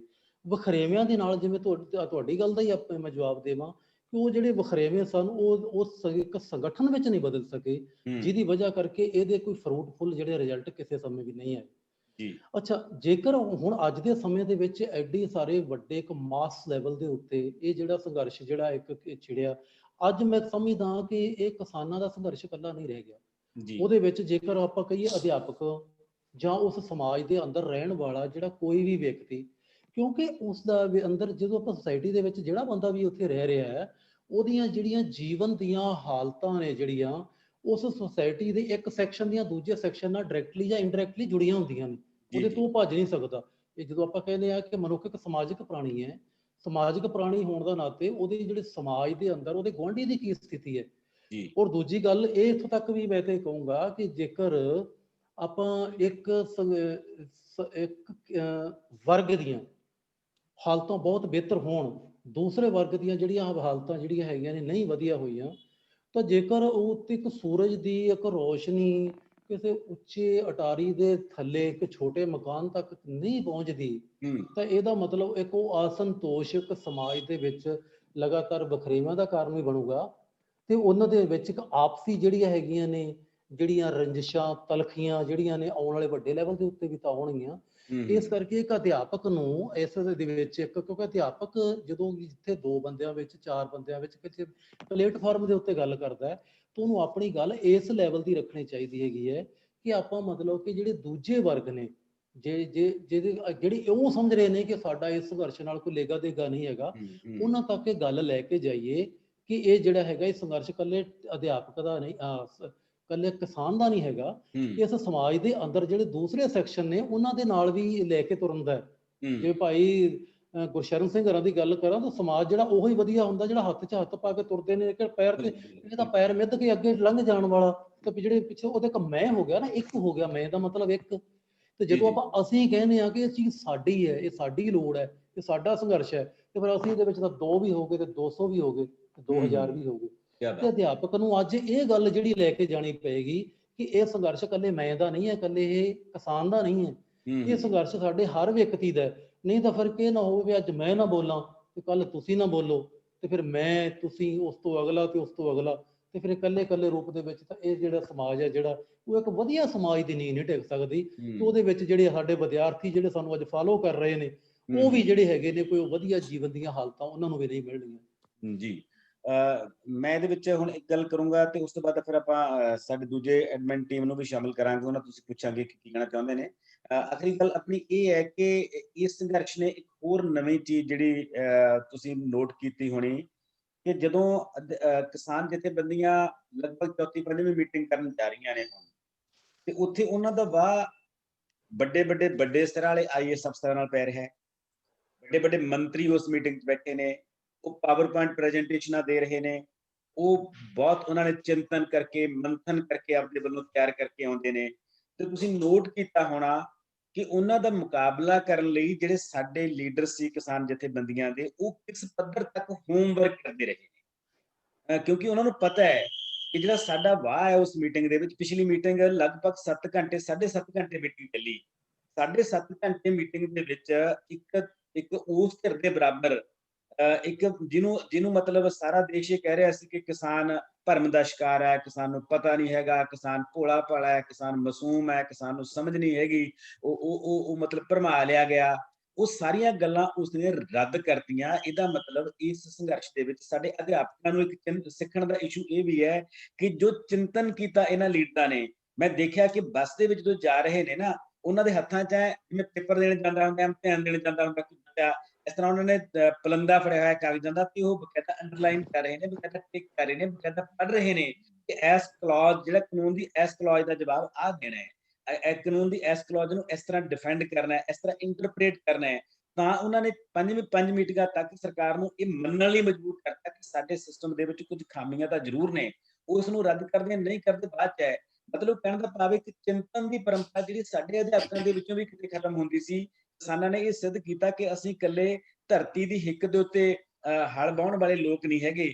ਅਸੀਂ ਕਿਤਾਬਾਂ ਨੂੰ ਵੀ ਉਵੇਂ ਸਟੱਡੀ ਕਰ ਲੈਂਦੇ ਹਾਂ, ਅਸੀਂ ਕਾਨੂੰਨਾਂ ਨੂੰ ਵੀ ਉਵੇਂ ਸਟੱਡੀ ਕਰ ਲੈਂਦੇ ਹਾਂ, ਅਸੀਂ ਕਾਗਜ਼ਾਂ ਨੂੰ ਵੀ ਉਵੇਂ ਸਟੱਡੀ ਕਰ ਲੈਂਦੇ ਹਾਂ, ਤੇ ਅਸੀਂ IAS ਅਫਸਰਾਂ ਦੇ ਸਾਹਮਣੇ ਉਹਨਾਂ ਦੀ ਕੱਲੀ ਕਲੌਜ਼ ਦਾ ਜਵਾਬ ਵੀ ਦੇ ਸਕਦੇ ਹਾਂ। ਇਹ ਚਿੰਤਨ ਦੀ ਪਰੰਪਰਾ ਸੀ ਜਿਹੜੀ ਮਤਲਬ ਕਿਸਾਨਾਂ ਰਾਹੀਂ ਸਾਨੂੰ ਸਮਝ ਆਉਣੀ ਚਾਹੀਦੀ ਹੈ। ਇੱਕ ਵੱਡੀ ਗੱਲ ਸੀ ਉਸ ਦੌਰ ਦੀ। ਤੁਸੀਂ ਇਹਦੇ ਬਾਰੇ ਕੀ ਮਹਿਸੂਸ ਕਰਦੇ ਹੋ? ਦੀਪ ਜੀ, ਇਸ ਤਰ੍ਹਾਂ ਹੈ ਗੱਲ ਕਿ ਜਿਹੜਾ ਇਹਦੇ 'ਚ ਹੋਮਵਰਕ ਕਰਨ ਵਾਲੀ ਜਿਹੜੀ ਗੱਲ ਹੈ ਨਾ, ਜੀ, ਜਿਹੜਾ ਬੰਦਾ ਕਿਸੇ ਗਰਾਊਂਡ ਰਿਐਲਿਟੀ ਨਾਲ ਜੁੜਿਆ ਹੁੰਦਾ, ਹਾਂਜੀ ਹਾਂਜੀ, ਜਿਹਦੇ ਕਿ ਉਸ ਨੂੰ ਸਾਰਾ ਜਿਹਦਾ ਉਹਦੇ ਪਤਾ ਹੈ ਉਹਦੇ ਵਿੱਚ ਕੀ ਕੁਝ ਹੋ ਰਿਹਾ ਹੈ, ਕੀ ਕੁਝ ਵਾਪਰ ਰਿਹਾ ਹੈ, ਤਾਂ ਉਹ ਮੈਨੂੰ ਲੱਗਦਾ ਕਿ ਉਹਨੂੰ ਹੋਮਵਰਕ ਕਰਨ। ਤੁਸੀਂ ਤਾਂ ਗੱਲ ਕਿਸਾਨਾਂ ਦੀ ਕਰ ਰਹੇ ਹੋ ਨਾ, ਕਿਸਾਨ ਤਾਂ ਜਿਹੜਾ ਉਹਦੇ ਵਿੱਚ ਕੁਝ 40 ਸਾਲ ਦਾ ਵੀ ਹੋ ਸਕਦਾ, 50 ਦਾ ਜਾਂ 60 ਦਾ ਵੀ ਹੋ ਸਕਦਾ। ਮੈਂ ਕੱਲ ਇੱਕ ਵੀਡੀਓ ਵੇਖੀ ਸੋਸ਼ਲ ਮੀਡੀਆ ਤੇ ਫਿਰਦੀ ਹੋਈ, ਸਾਡਾ ਇੱਕ ਕਿਸਾਨੀ ਪਰਿਵਾਰ ਨਾਲ ਜੁੜਿਆ ਹੋਇਆ ਇੱਕ 13 ਸਾਲ ਦਾ ਬੱਚਾ ਪੰਜਾਬ ਦਾ ਸੀ। 13 ਸਾਲ ਉਸਦੀ ਉਮਰ ਹੈਗੀ ਹੈ। ਤੁਸੀਂ ਤੁਸੀਂ ਉਸ ਬੱਚੇ ਦੀ ਜਿਹੜੀ ਉਹਦੇ ਨਾਲ ਇੱਕ ਪੱਤਰਕਾਰ ਗੱਲ ਕਰ ਰਿਹਾ ਹੈਗਾ ਪੰਜਾਬ ਦੇ ਇੱਕ ਚੈਨਲ ਦਾ, ਤੇ ਉਸਨੇ ਵਿਦ ਫੈਕਟ ਵੀ ਇਹਨਾਂ ਕਾਨੂੰਨਾਂ ਦੀਆਂ ਵੱਖਰੀਆਂ ਕਲੌਜ਼, ਕਿਹੜਾ ਕਾਨੂੰਨ ਕਿਹੜੇ ਦੂਜੇ ਨਾਲ ਇੰਟੀਗ੍ਰੇਟਡ ਕਿਸ ਤਰ੍ਹਾਂ ਹੈ, ਕਿਹੜੇ ਕਾਨੂੰਨ ਨੇ ਦੂਜੇ ਕਾਨੂੰਨ ਦੇ ਉੱਤੇ ਕਿਵੇਂ ਪ੍ਰਭਾਵ ਪਾਉਣਾ, ਉਹ ਇੰਨੇ ਵਧੀਆ ਢੰਗ ਨਾਲ ਦੱਸ ਰਿਹਾ ਕਿ ਜਿਹੜਾ ਮੇਰੇ ਖਿਆਲ ਦੇ ਵਿੱਚ ਤੁਸੀਂ IAS ਦੀ ਗੱਲ ਕਰ ਰਹੇ ਹੋ ਨਾ, ਉਹਨਾਂ ਲੋਕਾਂ ਨੇ ਤਾਂ ਕਿ ਚੀਜ਼ਾਂ ਦਾ ਇੱਕ ਥਿਓਰੈਟੀਕਲ ਰੂਪ ਵੇਖਿਆ ਹੋਇਆ ਹੈ ਕਿ ਆਹ ਚੀਜ਼ ਜਿਹੜੀ ਆ ਹੈ ਇਹ ਹੈ। ਜਦੋਂ ਆਪਾਂ ਖੇਤੀਬਾੜੀ ਦੇ ਨਾਲ ਜੁੜੇ ਹੋਏ ਆ ਜਿਹੜੇ ਸਿੱਧੇ ਤੌਰ ਦੇ ਉੱਤੇ ਲੋਕ, ਕਿਹੜੀ ਚੀਜ਼ ਨੇ ਕਿੱਥੇ ਕੀ ਇੰਪੈਕਟ ਕਰਨਾ, ਉਹਨਾਂ ਨੂੰ ਹੋਮਵਰਕ ਕਰਨ ਦੀ ਮੇਰੇ ਖਿਆਲ ਦੇ ਵਿੱਚ ਲੋੜ ਨਹੀਂ ਹੈਗੀ। ਹਾਂ, ਭਾਸ਼ਾਇਕ ਤੌਰ ਦੇ ਉੱਤੇ ਉਹਨਾਂ ਦੀ ਕੋਈ ਦਿੱਕਤ ਉੱਥੇ ਹੋ ਸਕਦੀ ਹੈ ਜੇਕਰ ਤੁਸੀਂ ਉਹਨਾਂ ਦੀ ਗੱਲ ਕਰੋ ਵੀ ਉਹਨਾਂ ਨੂੰ, ਕਿਉਂਕਿ ਆਪਾਂ ਮਤਲਬ ਕਿ ਜਿਹੜੀ ਭਾਸ਼ਾ ਵਿੱਚ ਉਹ ਗੱਲ ਕਰ ਰਹੇ ਨੇ ਉਹਨਾਂ ਦੇ ਨਾਲ ਉਹ ਆਪਣੀ ਗੱਲ ਜਿਹੜੀ ਆ ਉਸ ਰੂਪ ਦੇ ਵਿੱਚ ਦੇ ਸਕਣ ਜਾਂ ਨਹੀਂ। ਹੋਰ ਮੈਂ ਕਿ ਇਹ ਨਹੀਂ ਸਮਝਦਾ ਕਿ ਉਹ ਹੋਮਵਰਕ ਕਰਕੇ ਜਾਂ ਮਤਲਬ ਕਿ ਉਹਨਾਂ ਨੂੰ ਕੋਈ ਉਹਦੇ ਵਿੱਚ ਕੋਈ ਆਪਣੀ ਗੱਲ ਪੁੱਟ ਕਰਨ ਦੇ ਵਿੱਚ ਕੋਈ ਦਿੱਕਤ ਆ ਰਹੀ ਹੋਵੇ। ਆਪਾਂ ਹੁਣ ਸ਼ਾਮਿਲ ਕਰਦੇ ਹਾਂ ਮਨਜਿੰਦਰ ਮੈਡਮ ਤੇ ਸੁਖਜੀਵਨ ਨੂੰ, ਕਿ ਤੁਸੀਂ ਕੋਈ ਗੱਲ ਕੋਈ ਸਵਾਲ ਦੇ ਰੂਪ ਦੇ ਵਿੱਚ ਕਰਨੀ ਚਾਹੁੰਦੇ ਹੋ ਜਾਂ ਇਹਦੇ ਵਿੱਚ ਕੋਈ ਆਪਣੀ ਗੱਲ ਐਡ ਕਰਨਾ ਚਾਹੁੰਦੇ ਹੋ, ਤਾਂ ਪਲੀਜ਼ ਹਾਂਜੀ ਹੈਲੋ ਜੀ। ਹਾਂਜੀ, ਇੱਕ ਮੈਂ ਪਿਛਲੇ ਕਈ ਦਿਨਾਂ ਤੋਂ ਆਪਾਂ ਸਾਰੇ ਜਦੋਂ ਕਵਰੇਜ ਦੇਖ ਰਹੇ ਹਾਂ ਹੋ ਰਹੀ ਹੈ, ਜੋ ਟੀਵੀ ਰਾਹੀਂ ਵੀ ਦੇਖ ਰਹੇ ਹਾਂ ਜਾਂ ਸੋਸ਼ਲ ਮੀਡੀਆ ਰਾਹੀਂ ਦੇਖ ਰਹੇ ਹਾਂ, ਤਾਂ ਜਿਹੜੇ ਵਿਦਿਆਰਥੀ ਜਾਂ ਪੜ੍ਹੇ ਲਿਖੇ ਲੋਕ ਜਾਂ ਅਧਿਆਪਕ ਸੰਘਰਸ਼ ਦੇ ਵਿੱਚ ਸਿੱਧੇ ਤੌਰ ਤੇ ਸ਼ਾਮਲ ਹੋਏ ਨੇ ਦਿੱਲੀ ਜਾ ਕੇ, ਜੀ ਜਾਂ ਜਿਹੜੇ ਆਪੋ ਆਪਣੇ ਘਰਾਂ ਦੇ ਵਿੱਚੋਂ ਕੋਸ਼ਿਸ਼ਾਂ ਕਰ ਰਹੇ ਨੇ, ਉਹਨਾਂ ਨੇ ਜਿਹੜੇ ਸੰਘਰਸ਼ ਦੇ ਨਵੇਂ ਪਲੇਟਫਾਰਮ ਨੇ ਜਾਂ ਸਾਨੂੰ ਮਤਲਬ ਸੰਘਰਸ਼ ਦੇ ਵਿੱਚ ਪਿੱਛੇ ਧੱਕਣ ਲਈ ਜਿਹੜੇ ਸਰਕਾਰਾਂ ਦੇ ਜਾਂ ਪਾਰਟੀਆਂ ਦੇ IT ਸੈੱਲ ਨੇ ਉਹਨਾਂ ਵੱਲੋਂ ਯਤਨ ਕੀਤੇ ਜਾਂਦੇ ਨੇ, ਤਾਂ ਉਹਨਾਂ ਦਾ ਮੁਕਾਬਲਾ ਵਿਦਿਆਰਥੀਆਂ ਤੇ ਹੋਰ ਜਿਹੜਾ ਪੜ੍ਹਿਆ ਲਿਖਿਆ ਵਰਗ ਹੈ ਉਹਨਾਂ ਨਾਲ ਉਸ ਪੱਧਰ ਤੇ ਵੀ ਇੱਕ ਲੜਾਈ ਸ਼ੁਰੂ ਕੀਤੀ ਹੋਈ ਹੈ ਕਿ ਇਸ ਤਰ੍ਹਾਂ ਦੇ ਕਿਸੇ ਵੀ ਯਤਨ ਨੂੰ ਸਫਲ ਨਾ ਹੋਣ ਦਿੱਤਾ ਜਾਵੇ ਜਿਹੜਾ ਲੋਕਾਂ ਨੂੰ ਭਰਮਾਉਣ ਵਾਸਤੇ ਵਰਤਿਆ ਜਾ ਰਿਹਾ ਹੈ ਜਾਂ ਲੋਕਾਂ ਨੂੰ ਵਰਗਲਾਉਣ ਵਾਸਤੇ ਵਰਤਿਆ ਜਾ ਰਿਹਾ ਹੈ। ਜੀ ਤੇ ਇਹ ਇੱਕ ਵਧੀਆ ਕੋਸ਼ਿਸ਼ ਹੈ ਤੇ ਇਸ ਤਰ੍ਹਾਂ ਦੀਆਂ ਹੋਰ ਕਿਹੜੀਆਂ ਕੋਸ਼ਿਸ਼ਾਂ ਨੇ? ਬਹੁਤ ਸਾਰੇ ਵਿਦਿਆਰਥੀ ਕਵਰੇਜ ਵੀ ਕਰ ਰਹੇ ਨੇ ਆਪੋ ਆਪਣੇ ਮੋਬਾਈਲਾਂ ਰਾਹੀਂ ਜਾਂ ਆਪੋ ਆਪਣੇ ਕੈਮਰਿਆਂ ਰਾਹੀਂ, ਜਾਂ ਬਹੁਤ ਸਾਰੇ ਵਿਦਿਆਰਥੀ ਮੈਂ ਦੇਖਿਆ ਉੱਥੇ ਬੈਠੇ ਪੋਸਟਰ ਬਣਾ ਰਹੇ ਨੇ, ਜਾਂ ਤੁਰ ਫਿਰ ਕੇ ਜਿਹੜੇ ਵਿਦਿਆਰਥੀ ਮਤਲਬ ਜ਼ਿਆਦਾ ਇੱਧਰ ਉੱਧਰ ਜਾ ਕੇ ਕਿੱਥੇ ਕਿਹੜੀ ਚੀਜ਼ ਦੀ ਲੋੜ ਹੈ ਉਹਨੂੰ ਮੀਡੀਆ ਸਾਹਮਣੇ ਦੱਸ ਰਹੇ ਨੇ ਤਾਂ ਜੋ ਲੋਕ ਉਹਨਾਂ ਲੋੜਾਂ ਨੂੰ ਪੂਰਾ ਕਰ ਸਕਣ। ਤਾਂ ਵਿਦਿਆਰਥੀਆਂ ਦੀ ਇਹ ਭੂਮਿਕਾ ਤੇ ਵਿਦਿਆਰਥੀਆਂ ਦੇ ਸਿੱਖਣ ਲਈ ਇਸ ਦੇ ਵਿੱਚ ਬੜਾ ਕੁਛ ਹੈ। ਬਿਲਕੁਲ ਬਿਲਕੁਲ ਬਿਲਕੁਲ। ਤੇ ਬਹੁਤ ਇਸ ਬਾਰੇ ਜਿਹੜੀ ਤੁਸੀਂ ਇਹ ਗੱਲ ਕੀਤੀ ਹੈ ਨਾ, ਮਤਲਬ ਕਿ ਵੀ ਜਿਵੇਂ ਪਿਛਲੇ ਦਿਨੀ ਟਵਿੱਟਰ ਉੱਤੇ ਜਾਂ ਇਸ ਤਰ੍ਹਾਂ ਦੀ ਉਹ IT ਸੈੱਲ ਦਾ ਮੁਕਾਬਲਾ ਕਰਨ ਵਾਲੇ, ਤਾਂ ਇੱਥੇ ਮੈਂ ਥੋੜਾ ਜਿਹਾ ਤੁਹਾਡੇ ਨਾਲ ਸਹਿਮਤੀ ਨਹੀਂ ਰੱਖਦਾ, ਕਿਉਂਕਿ ਉਹਦੇ ਵਿੱਚ ਇੱਕ ਚੀਜ਼ ਤੁਸੀਂ ਵੇਖਿਆ ਹੋਣਾ ਕਿ ਉਹ ਜਦੋਂ ਆਪਾਂ ਕਿਸੇ ਦੇ ਨਾਲ ਜਵਾਬ ਦਾ ਪ੍ਰਤੀ ਜਵਾਬ ਦਿੱਤਾ ਗਿਆ ਉਹਦੇ ਉੱਤੇ, ਜਾਂ ਜੋ ਕੁਝ ਵੀ ਚੱਲ ਰਿਹਾ ਪਿਛਲੇ 4-5 ਦਿਨਾਂ ਤੋਂ, ਉਹਦੇ ਵਿੱਚ ਨਾ ਇੱਕ ਸਾਡਾ ਜਿਹੜਾ ਭਾਸ਼ਾਇਕ ਪੱਧਰ ਹੈ ਉਹ ਇੰਨਾ ਕੁ ਡਿੱਗਿਆ। ਮੈਂ ਉੱਥੇ ਸਾਡਾ ਨਹੀਂ ਗੱਲ ਕਰ ਰਿਹਾ ਵੀ ਸਿਰਫ ਮਤਲਬ ਕਿ ਵੀ ਇੱਕ ਧਿਰ ਦੀ ਗੱਲ ਨਹੀਂ ਕਰ ਰਿਹਾ, ਕਿਉਂਕਿ ਜਵਾਬ ਤਾਂ ਇੱਕ ਖੂਹ ਦੀ ਆਵਾਜ਼ ਹੁੰਦੀ ਹੈ ਨਾ। ਜੋ ਜਿਹਾ ਸਵਾਲ ਹੋਏਗਾ ਜਵਾਬ ਤਾਂ ਉਸੇ ਤਰ੍ਹਾਂ ਹੀ ਦਿੱਤਾ ਜਾਣਾ। ਜੇ ਕੋਈ ਸ਼ਿਸ਼ਟਾਚਾਰ ਦੀ ਭਾਸ਼ਾ ਵਿੱਚ ਸਵਾਲ ਕਰਦਾ ਤਾਂ ਸ਼ਿਸ਼ਟਾਚਾਰ ਦੀ ਭਾਸ਼ਾ ਵਿੱਚ ਜਵਾਬ ਦਿੱਤਾ ਜਾਏਗਾ। ਪਰ ਉਹਦੇ ਵਿੱਚ ਮੈਂ ਇੱਕ ਮਤਲਬ ਕਿ ਆਪਦੇ ਆਪ ਦੇ ਵਿੱਚ ਮੈਨੂੰ ਇੱਕ ਕਮੀ ਮਹਿਸੂਸ ਹੁੰਦੀ ਹੈ ਕਿ ਸਾਡਾ ਪੰਜਾਬ ਦੇ ਲੋਕਾਂ ਦਾ ਇੱਕ ਵਿਸ਼ੇਸ਼ ਇੱਕ ਲੋਕ ਮੁਹਾਂਦਰਾ ਹੈ ਜਿਹਦੇ ਕਰਕੇ ਅਸੀਂ ਇੱਕ ਜਾਣੇ ਜਾਂਦੇ ਹਾਂ ਸਟੇਟ ਲੈਵਲ ਦੇ ਉੱਤੇ, ਉਸ ਤੋਂ ਬਾਅਦ ਰਾਸ਼ਟਰੀ ਪੱਧਰ ਉੱਤੇ ਤੇ ਅੰਤਰਰਾਸ਼ਟਰੀ ਪੱਧਰ ਦੇ ਉੱਤੇ। ਇੱਕ ਪੰਜਾਬੀ ਬੰਦੇ ਦਾ ਇੱਕ ਵਿਸ਼ੇਸ਼ ਅਕਸ ਹੈ ਇੱਕ ਤਰ੍ਹਾਂ ਦਾ। ਤਾਂ ਮੈਂ ਕਹਿੰਦਾ ਵੀ ਜਿਸ ਤਰ੍ਹਾਂ ਦੀ ਬੋਲਬਾਣੀ ਉੱਥੇ ਵੇਖਣ ਨੂੰ ਮਿਲੀ ਆ, ਤੇ ਮੈਂ ਤਾਂ ਉਸ ਦੇ ਨਾਲ ਕਿਸੇ ਹੱਦ ਤੱਕ ਸਹਿਮਤ ਨਹੀਂ ਹੈਗਾ। ਤੇ ਉਹ ਵਿਦਿਆਰਥੀਆਂ ਨੂੰ ਤਾਂ ਖਾਸ ਕਰਕੇ ਮੈਂ ਉਹਦੀ ਐਕਸਪੈਕਟ ਨਹੀਂ ਕਰਦਾਗਾ ਕਿ ਉਹ ਉਸ ਚੀਜ਼ ਨੂੰ ਫਾਲੋ ਕਰਨ, ਉਸੇ ਰੂਪ ਦੇ ਵਿੱਚ ਉਹ ਵੀ ਉਸ ਦਾ ਇੱਕ ਹੁੜਦੰਗ ਦਾ ਹਿੱਸਾ ਬਣਨ। ਹਾਂ, ਉਹ ਇੱਕ ਵਧੀਆ ਢੰਗ ਦੇ ਨਾਲ ਕਿ ਹਾਂ ਗਿਣਤੀ ਉੱਥੇ ਜੇ ਆਪਾਂ ਸ਼ੋਅ ਕਰਨੀ ਆ ਆਪਣੀ, ਤਾਂ ਉਹਦੇ ਵਿੱਚ ਉਹਨਾਂ ਦਾ ਜੇਕਰ ਮਦਦ ਲਈ ਜਾਂਦੀ ਹੈ ਜਾਂ ਮਤਲਬ ਕਿ ਸਾਡੇ ਸਮਾਜ ਦੇ ਬਾਕੀ ਲੋਕਾਂ ਦੀ ਮਦਦ ਲਈ ਜਾਂਦੀ ਹੈ, ਕਿਉਂਕਿ ਇੱਕ ਗਿਣਤੀ ਅੱਜ ਇੱਕ ਨਾ ਇੱਕ ਗਿਣਾਤਮਕ ਪੱਖ ਦੇ ਉੱਤੋਂ ਵੀ ਇੱਕ ਬਰਾਬਰ ਖੜੇ ਹੋਣਾ ਇੱਕ ਬੜਾ ਜ਼ਰੂਰੀ ਹੈ ਕਿ ਜੇਕਰ ਇੱਕ ਬੰਦਾ ਇਹਦੇ ਵਿੱਚ ਇੱਕ ਗੱਲ ਜਿਹੜੀ ਬਹੁਤ ਮਹੱਤਵਪੂਰਨ ਹੈ, ਜਿਹੜੀ ਸੁਖਜੀਵਨ ਤੇ ਤੁਹਾਡੀ ਗੱਲ ਦੇ ਵਿੱਚੋਂ ਗੱਲ ਨਿਕਲ ਰਹੀ ਹੈ, ਉਹ ਇਹ ਹੈ ਕਿ ਇਹ ਦੌਰ ਜਿਹੜਾ ਹੈਗਾ ਪੈਰਲਲ ਮੀਡੀਆ ਦਾ ਦੌਰ ਹੈ। ਇੱਕ ਪਾਸੇ ਸਾਡੇ ਕੋਲ ਉਹ ਮੀਡੀਆ ਹੈ ਜਿਹੜਾ ਉਹਨਾਂ ਦਾ ਜਨਰੇਟ ਕੀਤਾ ਹੈ ਮੀਡੀਆ, ਜਾਂ ਉਹਨਾਂ ਦਾ ਖਰੀਦਾ ਹੋਇਆ ਮੀਡੀਆ ਜਿਹੜਾ 24 ਘੰਟੇ ਉਹਨਾਂ ਦੇ ਖਿਲਾਫ ਪ੍ਰਚਾਰ ਕਰਦਾ ਹੈ। ਕਿਸਾਨ ਸੰਘਰਸ਼ ਨੂੰ ਵੀ ਜੇ ਉਹਨਾਂ ਨੇ ਕਵਰ ਕੀਤਾ ਤਾਂ ਆਪਣੇ ਐਂਗਲ ਤੋਂ ਕਵਰ ਕੀਤਾ, ਤੇ ਉਹਦੇ ਵਿੱਚ ਬਹੁਤ ਸਾਰੀਆਂ ਚੀਜ਼ਾਂ ਉਹ ਆਪਣੀਆਂ ਪਾ ਰਿਹਾ ਹੈ, ਜਿਹੜੀਆਂ ਮਤਲਬ ਚੀਜ਼ਾਂ ਉਹਨੂੰ ਲੱਗਦਾ ਕਿ ਇਹ ਮਤਲਬ ਸਾਡੇ ਬਿਹਾਫ ਤੇ ਪਾਉਣੀਆਂ ਚਾਹੀਦੀਆਂ ਨੇ। ਉਹਦੇ ਪੈਰਲਲ ਜਿਹੜਾ ਸਮਾਨਾਂਤਰ ਮੀਡੀਆ ਇਸ ਵੇਲੇ, ਜਿਹਦੇ ਵਿੱਚ ਟਵਿੱਟਰ ਹੈ, ਜਿਹਦੇ ਵਿੱਚ ਫੇਸਬੁੱਕ ਹੈ, ਜਿਹਦੇ ਵਿੱਚ YouTube ਚੈਨਲ ਨੇ, ਇਹ ਸਾਰਾ ਮੀਡੀਆ ਇਹ ਠੀਕ ਹੈ ਕਿ ਇਹਦੇ ਵਿੱਚ ਇਹਦਾ ਇੱਕ ਮਿਆਰ ਬਹੁਤ ਸਾਰੇ ਲੋਕ ਜਿਹੜੇ ਆਉਂਦੇ ਨੇ ਜਦੋਂ ਆਪ ਮੁਹਾਰੇ ਆਉਂਦੇ ਨੇ ਤਾਂ ਮਿਆਰ ਡਿੱਗਦਾ ਹੈ। ਪਰ ਜੇ ਉਹਨਾਂ ਦੇ ਮੀਡੀਆ ਦਾ ਮੁਕਾਬਲਾ ਕਰਨਾ ਚਾਹੀਦਾ ਤਾਂ ਇਹ ਮੀਡੀਆ ਕੋਲ ਇੱਕ ਤਾਕਤ ਹੈ, ਮੀਡੀਆ ਕਰ ਸਕਦਾ ਹੈ, ਤੇ ਅਧਿਆਪਕ ਦਾ ਤੇ ਵਿਦਿਆਰਥੀ ਦਾ ਇਹਦੇ ਵਿੱਚ ਇੱਕ ਬਹੁਤ ਵੱਡਾ ਰੋਲ ਹੋ ਸਕਦਾ ਹੈ। ਕਿਉਂਕਿ ਜਿਹੜੇ ਬਾਕੀ ਲੋਕ ਨੇ, ਕਾਮਨ ਲੋਕ ਨੇ, ਉਹ ਘੱਟ ਪੜ੍ਹੇ ਲਿਖੇ ਹੁੰਦੇ ਨੇ ਮੁਕਾਬਲਤਨ। ਅਧਿਆਪਕ ਇਸ ਮਾਮਲੇ ਸੁਚੇਤ ਵੀ ਹੈ, ਉਹਨੂੰ ਸਮਝ ਵੀ ਹੈ, ਉਹਨੂੰ ਵਰਤਣਾ ਵੀ ਆਉਂਦਾ ਹੈ, ਉਹਦੇ ਕੋਲ ਭਾਸ਼ਾ ਵੀ ਹੈ, ਉਹਦੇ ਕੋਲ ਸਲੀਕਾ ਵੀ ਹੈ। ਤੇ ਜੇ ਅਧਿਆਪਕ ਸੱਚਮੁੱਚ ਇਸ ਸੰਘਰਸ਼ ਬਾਰੇ ਜਾਗਰੂਕ ਹੈ, ਇਸ ਸੰਘਰਸ਼ ਬਾਰੇ ਫੇਸਬੁੱਕ ਤੇ ਪੋਸਟਾਂ ਪਾਉਂਦਾ ਹੈ, YouTube ਤੇ ਕੋਈ ਗੱਲਬਾਤ ਕਰਦਾ ਹੈ, ਤੇ ਟਵਿੱਟਰ ਤੇ ਸਲੀਕੇ ਨਾਲ ਉਹਨਾਂ ਦੀਆਂ ਗੱਲਾਂ ਦਾ ਜਵਾਬ ਦਿੰਦਾ, ਤਾਂ ਮੈਨੂੰ ਲੱਗਦਾ ਹੈ ਕਿ ਇਹ ਪਲੇਟਫਾਰਮ ਆਉਣ ਵਾਲੇ ਸਮੇਂ ਦੇ ਵਿੱਚ ਇੱਕ ਵੱਡੀ ਤਾਕਤ ਬਣ ਸਕਦੀ ਹੈ। ਤੇ ਅਸੀਂ ਹੌਲੀ ਹੌਲੀ ਟ੍ਰੇਨਿੰਗ ਵੀ ਦੇਣੀ ਹੁੰਦੀ ਹੈ।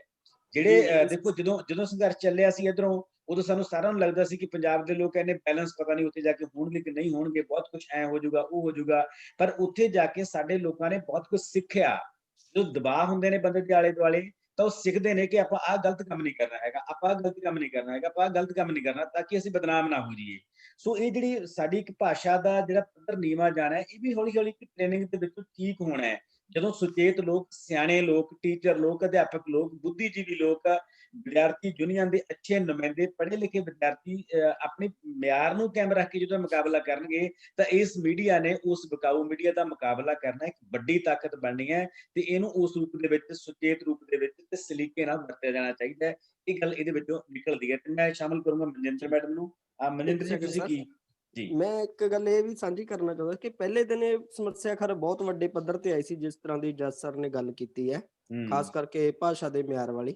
ਪਰ ਕੱਲ ਸ਼ਾਮ ਤੋਂ ਲੈ ਕੇ ਇਸ ਤਰ੍ਹਾਂ ਦੀਆਂ ਬਹੁਤ ਸਾਰੀਆਂ ਪੋਸਟਾਂ, ਬਹੁਤ ਸਾਰੇ ਸੁਨੇਹੇ ਸਾਂਝੇ ਹੋ ਰਹੇ ਨੇ ਕਿ ਇਹ ਇਸ ਤਰ੍ਹਾਂ ਨਾ ਕੀਤਾ ਜਾਵੇ।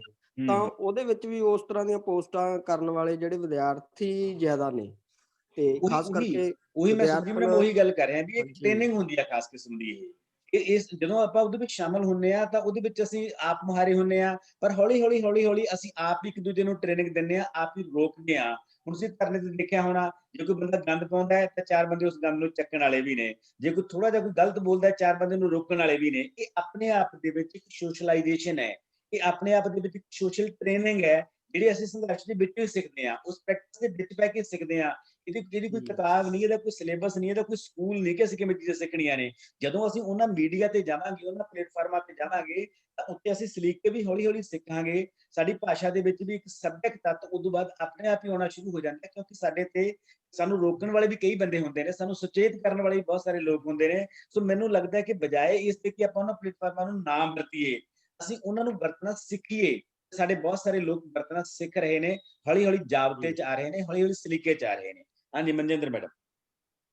ਹਾਂਜੀ, ਬਹੁਤ ਵਧੀਆ ਵਿਚਾਰ ਪੇਸ਼ ਕੀਤੇ ਜਸਵਿੰਦਰ ਸਿੰਘ ਜੱਸ ਜੀ ਨੇ। ਤੁਸੀਂ ਬਿਲਕੁਲ ਸਹੀ ਕਿਹਾ ਕਿ ਇੱਕ ਅਧਿਆਪਕ ਨੂੰ ਚਿੰਤਨਸ਼ੀਲ ਹੋਣਾ ਚਾਹੀਦਾ ਹੈ, ਸੰਵੇਦਨਸ਼ੀਲ ਹੋਣਾ ਚਾਹੀਦਾ ਹੈ। ਵਾਕਈ ਹੀ ਅਸੀਂ ਸੰਘਰਸ਼ ਵਿੱਚੋਂ ਆਪਣੇ ਆਪ ਨੂੰ ਅਧਿਆਪਕ ਵੱਲ ਮਨਫੀ ਕਰਕੇ ਨਹੀਂ ਦੇ ਸਕਦਾ। ਸਿਰਜਣਾਤਮਕ ਸਿੱਖਿਆ ਸੰਸਾਰ ਦੀ ਪੂਰੀ ਟੀਮ ਵੱਲੋਂ ਮੈਂ ਆਪ ਜੀ ਦਾ ਬਹੁਤ-ਬਹੁਤ ਧੰਨਵਾਦ ਕਰਦੀ ਹਾਂ ਜੀ, ਇੰਨੀ ਉਸਾਰੂ ਗੱਲਬਾਤ ਵਾਸਤੇ। ਸ਼ੁਕਰੀਆ ਜੀ। ਜੀ, ਆਪਾਂ ਹੁਣ ਗੱਲ ਨੂੰ ਥੋੜਾ ਜਿਹਾ ਸਮੇਟਦੇ ਹਾਂ। ਜਸ ਜੀ, ਤੁਸੀਂ ਹੋਰ ਤੁਹਾਨੂੰ ਕੀ ਲੱਗਦਾ ਕਿ ਇਸ ਮਸਲੇ ਤੇ ਕੁਝ ਤੁਹਾਡੇ ਮਨ ਦੇ ਵਿੱਚ ਜੋ ਤੁਸੀਂ ਕਹਿਣਾ ਚਾਹੁੰਦੇ ਹੋ, ਤਾਂ ਵੈਲਕਮ ਹੈ ਤੁਹਾਡਾ। ਜਿਵੇਂ ਸਰ ਤੁਸੀਂ ਗੱਲ ਜਿੱਥੋਂ ਹੁਣ ਕਰ ਰਹੇ ਸੀਗੇ, ਜੀ, ਇਹਦੇ ਵਿੱਚ ਵਾਕਈ ਇਸ ਵਕਤ ਨਾ ਇੱਕ ਅਧਿਆਪਕ ਕੋਲੇ ਇੱਕ ਬੜਾ ਹੀ, ਮੈਂ ਕਹਿੰਦਾ, ਇੱਕ ਸੁਨਹਿਰੀ ਮੌਕਾ ਹੈ, ਕਿਉਂਕਿ ਆਪਣੇ ਆਪ ਨੂੰ ਇੱਕ ਰਿਪਰੈਜ਼ੈਂਟ ਕਰਨ ਦਾ। ਕਿਉਂਕਿ ਉੱਥੇ ਇੱਕ ਜਿਹੜਾ ਸਾਡਾ ਇੱਕ ਪੰਜਾਬੀ ਕਰੈਕਟਰ ਸ਼ੋ ਹੋ ਰਿਹਾ ਉਸ ਦੇ ਵਿੱਚ, ਕਿਉਂਕਿ ਆਪਾਂ ਪੰਜਾਬ ਦੇ ਅਧਿਆਪਕਾਂ ਦੀ ਗੱਲ ਕਰ ਰਹੇ ਹਾਂ। ਚਾਹੇ ਉੱਥੇ ਵੇਖੋ, ਮੈਂ ਕੱਲ ਇੱਕ ਵੀਡੀਓ ਦੇ ਵਿੱਚ ਜਾਂ ਤਸਵੀਰਾਂ ਦੇ ਵਿੱਚ ਵੇਖ ਰਿਹਾ ਸੀਗਾ ਕਿ ਅਸੀਂ ਦਿੱਲੀ ਦੇ ਵਿੱਚ ਇੱਕ ਮਾਸ ਲੈਵਲ ਦੇ ਉੱਤੇ ਕੋਈ 6-7 ਲੱਖ ਬੰਦਾ ਜਿਵੇਂ ਇਕੱਠਾ ਹੋਇਆ, ਤਾਂ ਨੈਚੁਰਲੀ ਇੰਨੇ ਸਾਰੇ ਲੋਕ ਜਿੱਥੇ ਖਾਂਦੇ ਨੇ, ਬਹਿੰਦੇ ਨੇ, ਪੈਂਦੇ ਨੇ, ਤਾਂ ਗੰਦਗੀ ਵੀ ਪੈਂਦੀ ਹੋਏਗੀ। ਤਾਂ ਉਹਦੇ ਵਿੱਚ ਸਾਡਾ ਇੱਕ ਉੱਥੇ ਨੌਜਵਾਨ ਵਰਗ, ਜਿਹਦੇ ਵਿੱਚ ਵਿਦਿਆਰਥੀ ਨੇ ਵੱਡੇ ਪੱਧਰ ਤੇ, ਕੋਈ ਸਕੂਲ ਬੰਦ ਨੇ, ਵਿਦਿਆਰਥੀ ਬਹੁਤ ਵੱਡੇ ਪੱਧਰ ਤੇ ਗਏ ਹੋਏ ਨੇ, ਔਰ ਉਹਨਾਂ ਦੇ ਹੱਥਾਂ ਵਿੱਚ ਝਾੜੂ, ਬੱਠਲ ਹੱਥਾਂ ਵਿੱਚ ਫੜੇ ਹੋਏ, ਤੇ ਉੱਥੇ ਉਹ ਸਫਾਈ ਕਰ ਰਹੇ ਨੇ। ਤਾਂ ਕਿ ਜਿਹੜਾ ਕਿ ਸਾਡਾ ਇੱਕ ਪੰਜਾਬੀ ਕਰੈਕਟਰ ਦਾ ਇੱਕ ਜਿਹੜਾ ਰੂਪ ਉਹਨਾਂ ਲੋਕਾਂ ਨੇ ਸਿਰਫ ਸਾਡਾ ਟੀਵੀ ਉੱਤੇ ਵੇਖਿਆ, ਨੱਚਣ ਟੱਪਣ ਵਾਲਾ ਰੂਪ ਵੇਖਿਆ, ਸਾਡਾ ਟਰੈਕਟਰਾਂ ਦੇ ਟੋਚਨ ਵੇਖੇ ਨੇ ਉਹਨਾਂ ਨੇ, ਤੇ ਉਹਨਾਂ ਦੇ ਵਿੱਚ ਅਸੀਂ ਸਾਡਾ ਇੱਕ ਇਹ ਰੂਪ ਵੀ ਤਾਂ ਉੱਥੇ ਗਿਆ ਕਿ ਅਸੀਂ ਥੱਲੇ ਬੈਠ ਕੇ, ਭੁੰਜੇ ਬੈਠ ਕੇ ਇੱਕ ਪੱਧਰ ਦੇ ਉੱਤੇ ਅਸੀਂ ਖਾਣਾ ਖਾ ਰਹੇ ਹਾਂ। ਖਾਣੇ ਤੋਂ ਬਾਅਦ ਅਸੀਂ ਉਹਨੂੰ ਸਮੇਟ ਰਹੇ ਹਾਂ। ਸਾਡਾ ਇਸ ਤਰ੍ਹਾਂ ਦਾ, ਅਸੀਂ ਸ਼ਾਮ ਨੂੰ ਆਪਣੇ ਆਪ ਨੂੰ ਸਹਿਜ ਅਵਸਥਾ ਵਿੱਚ ਲਿਆਉਣ ਵਾਸਤੇ ਅਸੀਂ ਉਸ ਅਕਾਲ ਪੁਰਖ ਦਾ ਸ਼ੁਕਰਾਨਾ ਇਹੋ ਜਿਹੀਆਂ ਹਾਲਤਾਂ ਵਿੱਚ ਵੀ ਕਰ ਰਹੇ ਹਾਂ, ਜਿੱਥੇ ਕਿ ਸਾਡੇ, ਤੁਹਾਨੂੰ ਪਤਾ, ਦਸੰਬਰ ਦੇ ਮਹੀਨੇ 'ਚ ਅਸੀਂ ਬਾਹਰ ਸੁੱਤੇ ਹੋਏ ਹਾਂ। ਤਾਂ ਸਾਡਾ ਉੱਥੇ ਜਿਹੜਾ ਕਰੈਕਟਰ ਸ਼ੋ ਹੋ ਰਿਹਾ ਹੈਗਾ, ਤੇ ਉੱਥੇ ਸਾਡਾ ਟੀਚਰ ਦਾ ਇੱਕ ਬੜਾ ਵੱਡਾ ਰੋਲ ਹੈ ਕਿ ਆਪਣੇ ਵਿਦਿਆਰਥੀਆਂ ਨੂੰ ਇਹ ਚੀਜ਼ਾਂ ਵੀ ਵਿਖਾਉਣ ਦਾ, ਇਹਨਾਂ ਚੀਜ਼ਾਂ ਬਾਰੇ ਵੀ ਜਾਣੂ ਕਰਵਾਉਣ ਦਾ, ਕਿ ਸਾਡਾ ਇਹ ਪੰਜਾਬ ਅਸਲ ਵਿੱਚ ਆ ਹੈ, ਨਾ ਕਿ ਉਹ ਜਿਹੜਾ ਅਸੀਂ ਥੋੜੇ ਦਿਨਾਂ ਤੱਕ ਇੱਕ ਦੂਜੇ ਦੇ ਗਾਣਿਆਂ ਦੇ ਉੱਤੇ ਇੱਕ ਦੂਜੇ ਨਾਲ ਲਫੜੋ ਲਫੜੀ ਹੋਣ ਤੱਕ ਪਹੁੰਚੇ ਹੋਏ ਸੀਗੇ, ਜਾਂ ਜਿਨ੍ਹਾਂ ਨੂੰ ਅਸੀਂ ਫਾਲੋ ਕਰ ਰਹੇ ਸੀ, ਜੇ ਇਹ ਚੀਜ਼ ਸੀ। ਤੇ ਇੱਥੇ ਜਿਹੜਾ ਇੱਕ ਮੈਂ ਸ਼ੁਰੂ ਤੋਂ ਹੀ ਲੈ ਕੇ ਅੱਜ ਦੀ ਆਪਣੀ ਗੱਲਬਾਤ 'ਚ ਇੱਥੇ ਫੋਕਸ, ਮਤਲਬ ਕਿ ਵਾਰ-ਵਾਰ ਇਸ ਪੁਆਇੰਟ ਦੇ ਉੱਤੇ ਫੋਕਸ ਕੀਤਾ ਇਸ ਨੂੰ, ਕਿ ਇਹ ਇੱਕ, ਕਿਉਂਕਿ ਸੰਘਰਸ਼ ਜਿਹੜੇ ਨੇ ਇਹ ਵੇਖੋ, ਇਸ ਨੇ ਚਲੇ ਜਾਣਾ ਥੋੜੇ ਦਿਨਾਂ ਤੱਕ, ਆਪਣੇ ਪਿੱਛੇ ਇਹ ਇੱਕ ਇਤਿਹਾਸ ਛੱਡ ਜਾਏਗਾ, ਇੱਕ ਨਿਸ਼ਾਨ ਛੱਡ ਜਾਏਗਾ, ਔਰ ਆਉਣ ਵਾਲੇ ਕਿਸੇ ਨਾ ਕਿਸੇ ਸੰਘਰਸ਼ ਦਾ ਹੀ ਇੱਕ ਨੀਂਹ ਛੱਡ ਜਾਏਗਾ। ਪਰ ਨੀਂਹ ਜਿਹੜੀ ਚੰਗੀ ਹੋਏਗੀ ਨਾ, ਉਹਦੇ ਉੱਤੇ ਇਮਾਰਤ ਚੰਗੀ ਬਣੇਗੀ। ਇਸ ਵਾਸਤੇ ਇਸ ਸੰਘਰਸ਼ ਇੱਕ ਚੰਗੀ ਨੀਂਹ ਛੱਡ ਕੇ ਜਾਵੇ। ਇਸ ਕਰਕੇ ਆਪਣਾ ਅਧਿਆਪਕ ਦਾ ਤੇ ਸਾਡੇ ਨਾਲ ਜਿਹੜੇ ਜੁੜੇ ਹੋਏ ਵਿਦਿਆਰਥੀ ਨੇ, ਉਹਨਾਂ ਨੂੰ ਮਤਲਬ ਕਿ ਇਹਦੀ ਸਹੀ ਰੂਪ ਦੇ ਵਿੱਚ ਇਹਦੀ ਪਛਾਣ ਕਰਾਉਣ ਦਾ ਬੜੀ ਵੱਡੀ ਜ਼ਿੰਮੇਵਾਰੀ ਆਪਣੀ। ਜੀ ਬਿਲਕੁਲ ਤੁਸੀਂ ਠੀਕ ਕਿਹਾ ਕਿ ਇਸ ਸੰਘਰਸ਼ ਨੇ ਇਤਿਹਾਸ ਦੇ ਉੱਤੇ, ਸਮਿਆਂ ਦੀ ਹਿੱਕ ਦੇ ਉੱਤੇ ਆਪਣੇ ਨਿਸ਼ਾਨ ਛੱਡਣੇ ਨੇ। ਕੱਲਾ ਮਸਲਾ ਇਹ ਜਿੱਤ ਦਾ ਨਹੀਂ ਹੈਗਾ ਕਿ ਅਸੀਂ ਉਤੋਂ ਕੀ ਲੈ ਕੇ ਮੁੜਦੇ ਆ, ਇਹ ਵੀ ਇੱਕ ਵੱਡਾ ਮਸਲਾ ਹੈ ਕਿ ਅਸੀਂ ਉਹਨਾਂ ਨੂੰ ਕੀ ਦੇ ਕੇ ਮੁੜਦੇ ਆ। ਕੀ ਦੇ ਕੇ ਇਸ ਸੰਘਰਸ਼ ਨੇ ਉਹਨਾਂ ਨੂੰ ਬਹੁਤ ਕੁਝ, ਪੂਰੀ ਦੁਨੀਆ ਨੂੰ ਤੇ ਪੂਰੇ ਮੁਲਕ ਨੂੰ ਇਹ ਦੱਸਿਆ ਕਿ ਸਾਦਗੀ ਦੇ ਨਾਲ ਕਿਸ ਤਰ੍ਹਾਂ ਸੰਘਰਸ਼ ਲੜਿਆ ਜਾ ਸਕਦਾ ਹੈ। ਲੰਗਰ ਤੋਂ ਲੈ ਕੇ ਉੱਥੋਂ ਦਾ ਜਿਹੜਾ ਕਿਰਦਾਰ ਹੈ ਉੱਥੇ ਸੰਘਰਸ਼ ਦੇ ਵਿੱਚ ਸ਼ਾਮਲ ਲੋਕਾਂ ਦਾ, ਜੋ ਉੱਥੋਂ ਦੀ ਕੋਈ ਔਰਤ ਲੰਘਦੀ ਹੈ, ਜੋ ਉੱਥੋਂ ਦੀ ਕੋਈ ਐਂਬੂਲੈਂਸ ਲੰਘਦੀ ਹੈ, ਕਿਵੇਂ ਕਿਸ ਤਰ੍ਹਾਂ ਸੰਘਰਸ਼ ਕਰਦੇ ਹੋਏ ਵੀ ਅਸੀਂ ਉਹਨਾਂ ਨੂੰ ਸੇਫ ਤਰੀਕੇ ਨਾਲ ਅਸੀਂ ਉਹਨਾਂ ਦੀ ਮੰਜ਼ਿਲ ਤੱਕ ਪਹੁੰਚਾਉਂਦੇ ਆ ਜਾਂ ਜਾਣ ਦਿੰਦੇ ਆ ਉਹਨਾਂ ਨੂੰ, ਜਾਂ ਕਿਸ ਤਰ੍ਹਾਂ ਅਸੀਂ ਇੱਕ ਬੈਲੈਂਸ 'ਚ ਰਹਿੰਦੇ ਆ। ਇੱਕ ਬੰਦਾ ਗੱਲ ਕਰ ਰਿਹਾ ਸੀ ਕਿ ਸਰਕਾਰ ਨੇ ਜਿਹੜਾ ਹੈਗਾ ਨਾ ਮੂਹਰੋਂ ਆ ਕੇ ਬਾਰਡਰ ਸਟਰੋਂਗ ਕਰਤਾ, ਹੁਣ ਜ਼ਿਆਦਾ ਬੈਰੀਕੇਡ ਲਾਤੇ। ਉੱਥੇ ਬਹੁਤ ਖੂਬਸੂਰਤ ਜਵਾਬ ਦਿੱਤਾ ਉਹਨਾਂ ਨੇ। ਉਹ ਕਹਿੰਦੇ ਵੀ ਜੇ ਬੈਰੀਅਰ ਤੋੜਨਾ ਤਾਂ ਪਹਿਲੇ ਦਿਨ ਤੋੜ ਸਕਦੇ ਸੀ ਅਸੀਂ, ਜੇ ਹੁਣ ਸਾਰੇ ਹਰਿਆਣੇ ਦੇ ਬੈਰੀਕੇਡ ਤੋੜਤੇ, ਅਸੀਂ ਇਹ ਬੈਰੀਕੇਡ ਵੀ ਤੋੜ ਸਕਦੇ ਆ। ਪਰ ਅਸੀਂ ਬੈਠੇ ਹੋਏ ਆ ਜੀ, ਅਸੀਂ ਦੇਖਦੇ ਆ ਕਿ ਜਿਵੇਂ ਉਹ ਭਗਤ ਸਿੰਘ ਦੇ ਲੈਣਾ ਨਾ ਕਿ ਸਰਫਰੋਸ਼ੀ ਕੀ ਤਮन्ना अब हमारे दिल में है, देखना है जोर कितना बाजुए कातिल में है। ਅਜੇ ਤਾਂ ਆਪਾਂ ਦੇਖ ਰਹੇ ਆ ਕਿ ਉਹ ਕਰ ਕੀ ਰਹੇ ਨੇ। ਜੇ ਕੋਈ ਹੱਲਾ ਬੋਲਣ ਦੀ ਸਥਿਤੀ ਪੈਦਾ ਹੁੰਦੀ ਹੈ ਤਾਂ ਉਹ ਵੀ ਕੀਤੀ ਜਾ ਸਕਦੀ ਹੈ, ਪਰ ਜਿਸ ਤਹੱਮਲ ਨਾਲ, ਜਿਸ ਸਮੇਂ ਨਾਲ, ਜਿਸ ਸਾਦਗੀ ਨਾਲ, ਜਿਸ ਅਨੁਸ਼ਾਸਨ ਨਾਲ, ਜਿਸ ਬੈਲੈਂਸ ਨਾਲ ਦੁਨੀਆ ਨੇ ਦੇਖਿਆ ਕਿ ਕਿੱਡੇ ਵੱਡੇ ਪੱਧਰ ਤੇ ਲੋਕ ਮਦਦ ਕਰਨ ਲਈ ਆ ਰਹੇ ਨੇ, ਕੋਈ ਲੰਗਰ ਵਰਤਾ ਰਿਹਾ ਹੈ, ਕੋਈ ਫਰੂਟ ਲੈ ਕੇ ਆ ਰਿਹਾ ਹੈ, ਕੋਈ ਕੁਛ ਲੈ ਕੇ ਆ ਰਿਹਾ ਹੈ, ਕੋਈ ਕੁਛ ਲੈ ਕੇ ਆ ਰਿਹਾ ਹੈ, ਤੇ ਜਿਸ ਤਰ੍ਹਾਂ ਸਾਫ਼ ਸਫਾਈ ਦੀ ਮੁਹਿੰਮ ਲੋਕ ਆਪ ਕਰ ਰਹੇ ਨੇ, ਆਪ ਉੱਥੇ ਬਹਿ ਕੇ ਚੁੱਲ੍ਹਿਆਂ ਤੇ ਰੋਟੀਆਂ ਪਕਾ ਰਹੇ ਨੇ ਆਪ ਲੋਕ ਲੈ ਕੇ।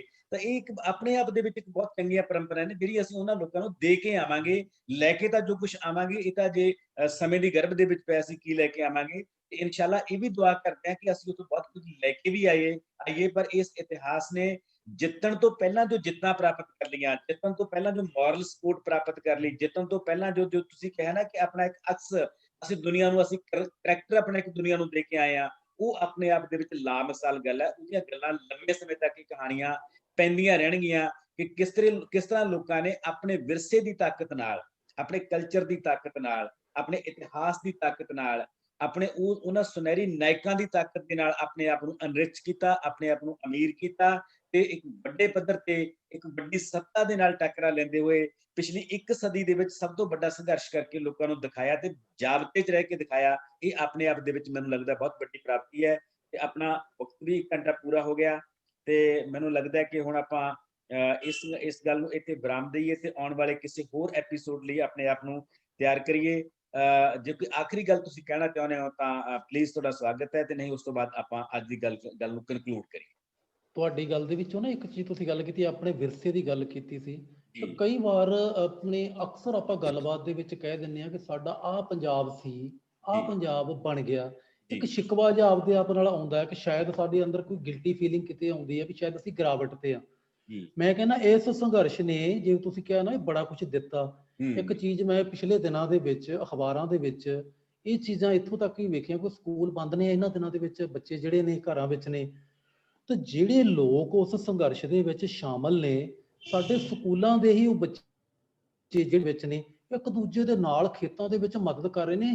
ਜਿਹੜਾ ਕਿ ਆਪਾਂ ਇਹ ਪੜ੍ਹਦੇ ਪੜਾਉਂਦੇ ਰਹੇ ਹਾਂ ਕਿ ਅਸੀਂ ਇੱਕ ਦੂਜੇ ਦੇ ਨਾਲ ਰਲ ਮਿਲ ਕੇ ਸਾਂਝ ਪਿਆਲੀ ਦੇ ਨਾਲ ਇਹ ਕੰਮ ਕਰਦੇ ਸੀ, ਉਹ ਵਾਪਸ ਉਸੇ ਪੰਜਾਬ ਦੇ ਜਿਹੜੇ ਨੇ, ਜਿਹੜਾ ਅਕਸਰ ਵੇਖਣ ਨੂੰ ਮਿਲ ਰਿਹਾ ਸਾਡੇ ਵਿੱਚ। ਤੇ ਇਹਦੇ ਮਤਲਬ ਕਿ ਉਹ ਕੁਛ ਨਹੀਂ, ਕਾਫੀ ਜਿਹੜੀਆਂ ਚੰਗੀਆਂ ਵੈਲਿਊਜ਼, ਕਿਉਂਕਿ ਸਾਨੂੰ ਇਹ ਸੰਘਰਸ਼ ਜਿਹੜਾ ਕੁਝ ਕੰਕਰੀਟ ਤੌਰ ਦੇ ਉੱਤੇ ਕੀ ਦੇ ਕੇ ਜਾਂਦਾ ਹੈ ਉਹਦਾ ਸਮਾਂ ਦੱਸੂਗਾ, ਜਿਵੇਂ ਗੱਲਬਾਤਾਂ ਦੇ ਵਿੱਚੋਂ, ਮੀਟਿੰਗਾਂ ਦੇ ਵਿੱਚੋਂ ਕੀ ਨਿਕਲ ਕੇ ਆਉਂਦਾ। ਪਰ ਸਮਾਜਿਕ ਤੌਰ ਦੇ ਉੱਤੇ ਇਸ ਸੰਘਰਸ਼ ਦੀ ਜਿਹੜਾ ਉਹਨਾਂ ਪਰਛਾਵਾਂ ਬੜੇ ਲੰਮੇ ਸਮੇਂ ਤੱਕ ਵੇਖਿਆ ਜਾਊਗਾ। ਬਿਲਕੁਲ ਜੀ, ਬਿਲਕੁਲ ਦੋਸਤੋ, ਅਸੀਂ ਆਪਣੀ ਗੱਲ ਨੂੰ ਇੱਥੇ ਸਮਾਪਤ ਕਰ ਰਹੇ ਹਾਂ ਅੱਜ ਦੀ ਗੱਲ ਨੂੰ, ਇਸ ਨੋਟ ਦੇ ਨਾਲ ਕਿ ਅਧਿਆਪਕ ਤੇ ਵਿਦਿਆਰਥੀ ਇਸ ਸਮਾਜ ਦਾ ਇੱਕ ਜਾਗਰੂਕ ਹਿੱਸਾ ਨੇ। ਵਿਦਿਆਰਥੀ ਬਹੁਤ ਵੱਡੇ ਪੱਧਰ ਤੇ ਇਸ ਸੰਘਰਸ਼ ਦੇ ਵਿੱਚ ਆਪਣੀ ਸ਼ਮੂਲੀਅਤ ਕਰ ਰਹੇ ਹੈ, ਕਿਉਂਕਿ ਉਹਨਾਂ ਦੇ ਮਾਂ-ਬਾਪ ਯੁੱਧ ਲੜ ਰਹੇ ਨੇ। ਉਹ ਘਰ ਦੇ ਵਿੱਚ ਵੀ ਸ਼ਾਮਲ ਹੈ ਤੇ ਸੰਘਰਸ਼ ਦੇ ਵਿੱਚ ਉੱਥੇ ਵੀ ਸ਼ਾਮਲ ਹੈ। ਜਿਹੜੇ ਘਰ ਦੇ ਵਿੱਚੋਂ 2 ਜਾਂ 3 ਜੀ ਮੋਰਚਿਆਂ ਤੇ ਗਏ ਹੋਏ ਨੇ, ਜੇ ਉਹਨਾਂ ਦਾ ਬੱਚਾ ਘਰ ਦੇ ਵਿੱਚ ਵੀ ਹੈ ਤਾਂ ਉਹ ਘਰ ਦੇ ਕੰਮ ਕਰਦਾ ਹੋਇਆ ਉਸ ਸੰਘਰਸ਼ ਦੇ ਵਿੱਚ ਬਰਾਬਰ ਦਾ ਸ਼ਰੀਕ ਹੈ। ਸੋ ਬੱਚੇ ਦਾ ਸਿੱਧੇ ਤੌਰ ਤੇ ਸ਼ਾਮਲ ਹੈ ਹੀ। ਤੇ ਰਹੀ ਗੱਲ ਅਧਿਆਪਕਾਂ ਦੀ, ਅਧਿਆਪਕ ਕੁਝ ਸਿੱਧੇ ਤੌਰ ਤੇ ਸ਼ਾਮਲ ਨੇ, ਕੁਝ ਅਸਿੱਧੇ ਤੌਰ ਤੇ ਸ਼ਾਮਲ ਨੇ, ਪਰ ਜਿਹੜੇ ਨਹੀਂ ਸ਼ਾਮਲ, ਅਸੀਂ ਉਹਨਾਂ ਨੂੰ ਬੇਨਤੀ ਕਰਦੇ ਹਾਂ ਕਿ ਆਪਣੇ ਘਰਾਂ ਦੇ ਵਿੱਚ ਸਿਮਟ ਕੇ ਨਾ ਬੈਠੀਏ। ਤੁਸੀਂ ਸਮਾਜ ਦੇ ਜਾਗਰੂਕ ਇਨਸਾਨ ਹੋ, ਤੁਹਾਨੂੰ ਇਸ ਗੱਲ ਦਾ ਪਤਾ ਹੋਣਾ ਚਾਹੀਦਾ ਹੈ ਕਿ ਸਮਾਜ ਦੇ ਵਿੱਚ ਜਦੋਂ ਕਿਸੇ ਨਾਲ ਵੀ ਬੇਇਨਸਾਫੀਆਂ ਹੁੰਦੀਆਂ ਨੇ, ਉੱਥੇ ਚਿੰਤਕਾਂ ਦਾ ਬਹੁਤ ਵੱਡਾ ਫਰਜ਼ ਹੁੰਦਾ ਹੈ। ਉਹਨਾਂ ਨੇ ਆਪਣੇ ਘਰਾਂ ਤੋਂ ਬਾਹਰ ਨਿਕਲ ਕੇ ਲੋਕਾਂ ਨੂੰ ਜਾਗਰੂਕ ਕਰਨਾ ਹੁੰਦਾ ਹੈ। ਅਸੀਂ ਇਹ ਨਹੀਂ ਕਹਿੰਦੇ ਕਿ ਤੁਸੀਂ ਜਾ ਕੇ ਬੈਰੀਕੇਡ ਤੋੜੋ, ਪਰ ਆਪਣੇ ਘਰਾਂ ਤੋਂ ਬਾਹਰ ਨਿਕਲੋ, ਉਹਨਾਂ ਦੇ ਨਾਲ ਕਿਸੇ ਨਾ ਕਿਸੇ ਰੂਪ ਦੇ ਵਿੱਚ ਜੁੜੋ, ਹਾਂ ਦਾ ਨਾਰਾ ਮਾਰੋ। ਜੋ ਉੱਥੇ ਧਰਨੇ ਤੇ ਬਹੁਤ ਸਾਰੇ ਲੋਕ ਗਏ ਹੋਏ ਨੇ, ਤਾਂ ਅਸੀਂ ਪੰਜਾਬ ਦੇ ਵਿੱਚ ਜਿਵੇਂ ਇਹਨਾਂ ਦਿਨਾਂ ਦੇ ਵਿੱਚ ਪ੍ਰੋਟੈਸਟ ਲੋਕਲ ਲੈਵਲ ਤੇ ਫੇਰ ਸ਼ੁਰੂ ਹੋਏ ਨੇ। ਮੈਂ ਹੁਣੇ ਇੱਕ ਨੁੱਕੜ ਨਾਟਕ ਦੇ ਵਿੱਚੋਂ ਇਸ ਪ੍ਰੋਗਰਾਮ ਦੇ ਵਿੱਚ ਆਇਆ। ਮੇਰੇ ਕਲੋਨੀ ਦੇ ਵਿੱਚ, ਮੇਰੇ ਮੁਹੱਲੇ ਦੇ ਵਿੱਚ ਅਸੀਂ ਇੱਕ ਟੀਮ ਬੁਲਾ ਕੇ ਬਕਾਇਦਾ ਇਸ ਮਸਲੇ ਤੇ ਇੱਕ ਨੁੱਕੜ ਨਾਟਕ ਕਰ ਰਹੇ ਹਾਂ। ਕਲੋਨੀ ਮੁਹੱਲੇ ਗਲੀ ਨੁੱਕੜਾਂ ਤੱਕ ਇਸ ਮਸਲੇ ਨੂੰ ਲੈ ਕੇ ਜਾਣ ਦੀ ਜ਼ਰੂਰਤ ਹੈ। ਜਿਹੜਾ ਇਹ ਕਿਹਾ ਜਾ ਰਿਹਾ ਹੈ ਕਿ ਭਰਮ ਦਾ ਸ਼ਿਕਾਰ ਨੇ ਕਿਸਾਨ, ਉਹ ਭਰਮ ਤਾਂ ਵੈਸੇ ਨਿਕਲ ਗਿਆ, ਪਰ ਫਿਰ ਵੀ ਜਿੱਥੇ ਅਸੀਂ ਬੈਠੇ ਹਾਂ, ਤਾਂ ਕਿ ਅਸੀਂ ਉਹਨਾਂ ਨੂੰ ਲੱਗੇ ਕਿ ਸਾਡੇ ਜਿਹੜੇ ਪਿੱਛੇ ਲੋਕ ਬੈਠੇ ਨੇ, ਸਾਡੇ ਜਿਹੜੇ ਪਿੱਛੇ ਬੁੱਧੀਜੀਵੀ ਫੋਰਸਾਂ ਨੇ, ਚਿੰਤਕ ਫੋਰਸਾਂ ਨੇ, ਅਧਿਆਪਕ ਫੋਰਸਾਂ ਨੇ, ਉਹ ਵੀ ਸਾਡੇ ਨਾਲ ਉਸੇ ਤਰ੍ਹਾਂ ਬਰਾਬਰ ਖੜੀਆਂ ਨੇ, ਕਾਇਮ ਨੇ, ਤੇ ਇਹਦੇ ਨਾਲ ਉਹਨਾਂ ਦਾ ਲੜਨ ਵਾਲੇ ਲੋਕਾਂ ਦਾ ਹੌਸਲਾ ਹੋਰ ਵੱਧਦਾ ਹੈ। ਤੇ ਮੈਂ ਉਮੀਦ ਕਰਦਾ ਕਿ ਅਧਿਆਪਕ ਤੇ ਵਿਦਿਆਰਥੀ ਤੇ ਚਿੰਤਕ ਤੇ ਬੁੱਧੀਜੀਵੀ ਤੇ ਰੰਗਕਰਮੀ ਤੇ ਕਲਾਕਾਰ ਆਪਾਂ ਸਾਰੇ ਰਲ ਕੇ ਇਸ ਮੁਹਿੰਮ ਦੇ ਵਿੱਚ ਇਕਮੁੱਠ ਹੋ ਕੇ ਸਾਥ ਦਈਏ, ਤਾਂ ਕਿ ਇਤਿਹਾਸ ਬਣਨ ਜਾ ਰਿਹਾ ਇਹ ਸਾਰਾ ਕੁਝ, ਜਿਹੜਾ ਇਸ ਇਤਿਹਾਸ ਬਣਨ ਦੇ ਵਿੱਚ ਸਾਡਾ ਵੀ ਚਿੜੀ ਦੇ ਵਾਂਗ ਕੋਈ ਥੋੜਾ ਬਹੁਤ ਹਿੱਸਾ ਹੋਵੇ। ਇਸ ਆਸ ਨਾਲ ਤੁਹਾਡਾ ਸਾਰਿਆਂ ਦਾ ਬਹੁਤ ਬਹੁਤ ਧੰਨਵਾਦ। ਮਿਲਦੇ ਹਾਂ ਕਿਸੇ ਹੋਰ ਮਸਲੇ ਤੇ ਅਗਲੇ ਹਫਤੇ। ਆਓ ਗੱਲਾਂ ਕਰੀਏ ਦੇ ਤਹਿਤ। ਬਹੁਤ ਬਹੁਤ ਸ਼ੁਕਰੀਆ ਮਿਹਰਬਾਨੀ ਜੀ, ਸ਼ੁਕਰੀਆ ਸਭ ਦਾ ਜੀ।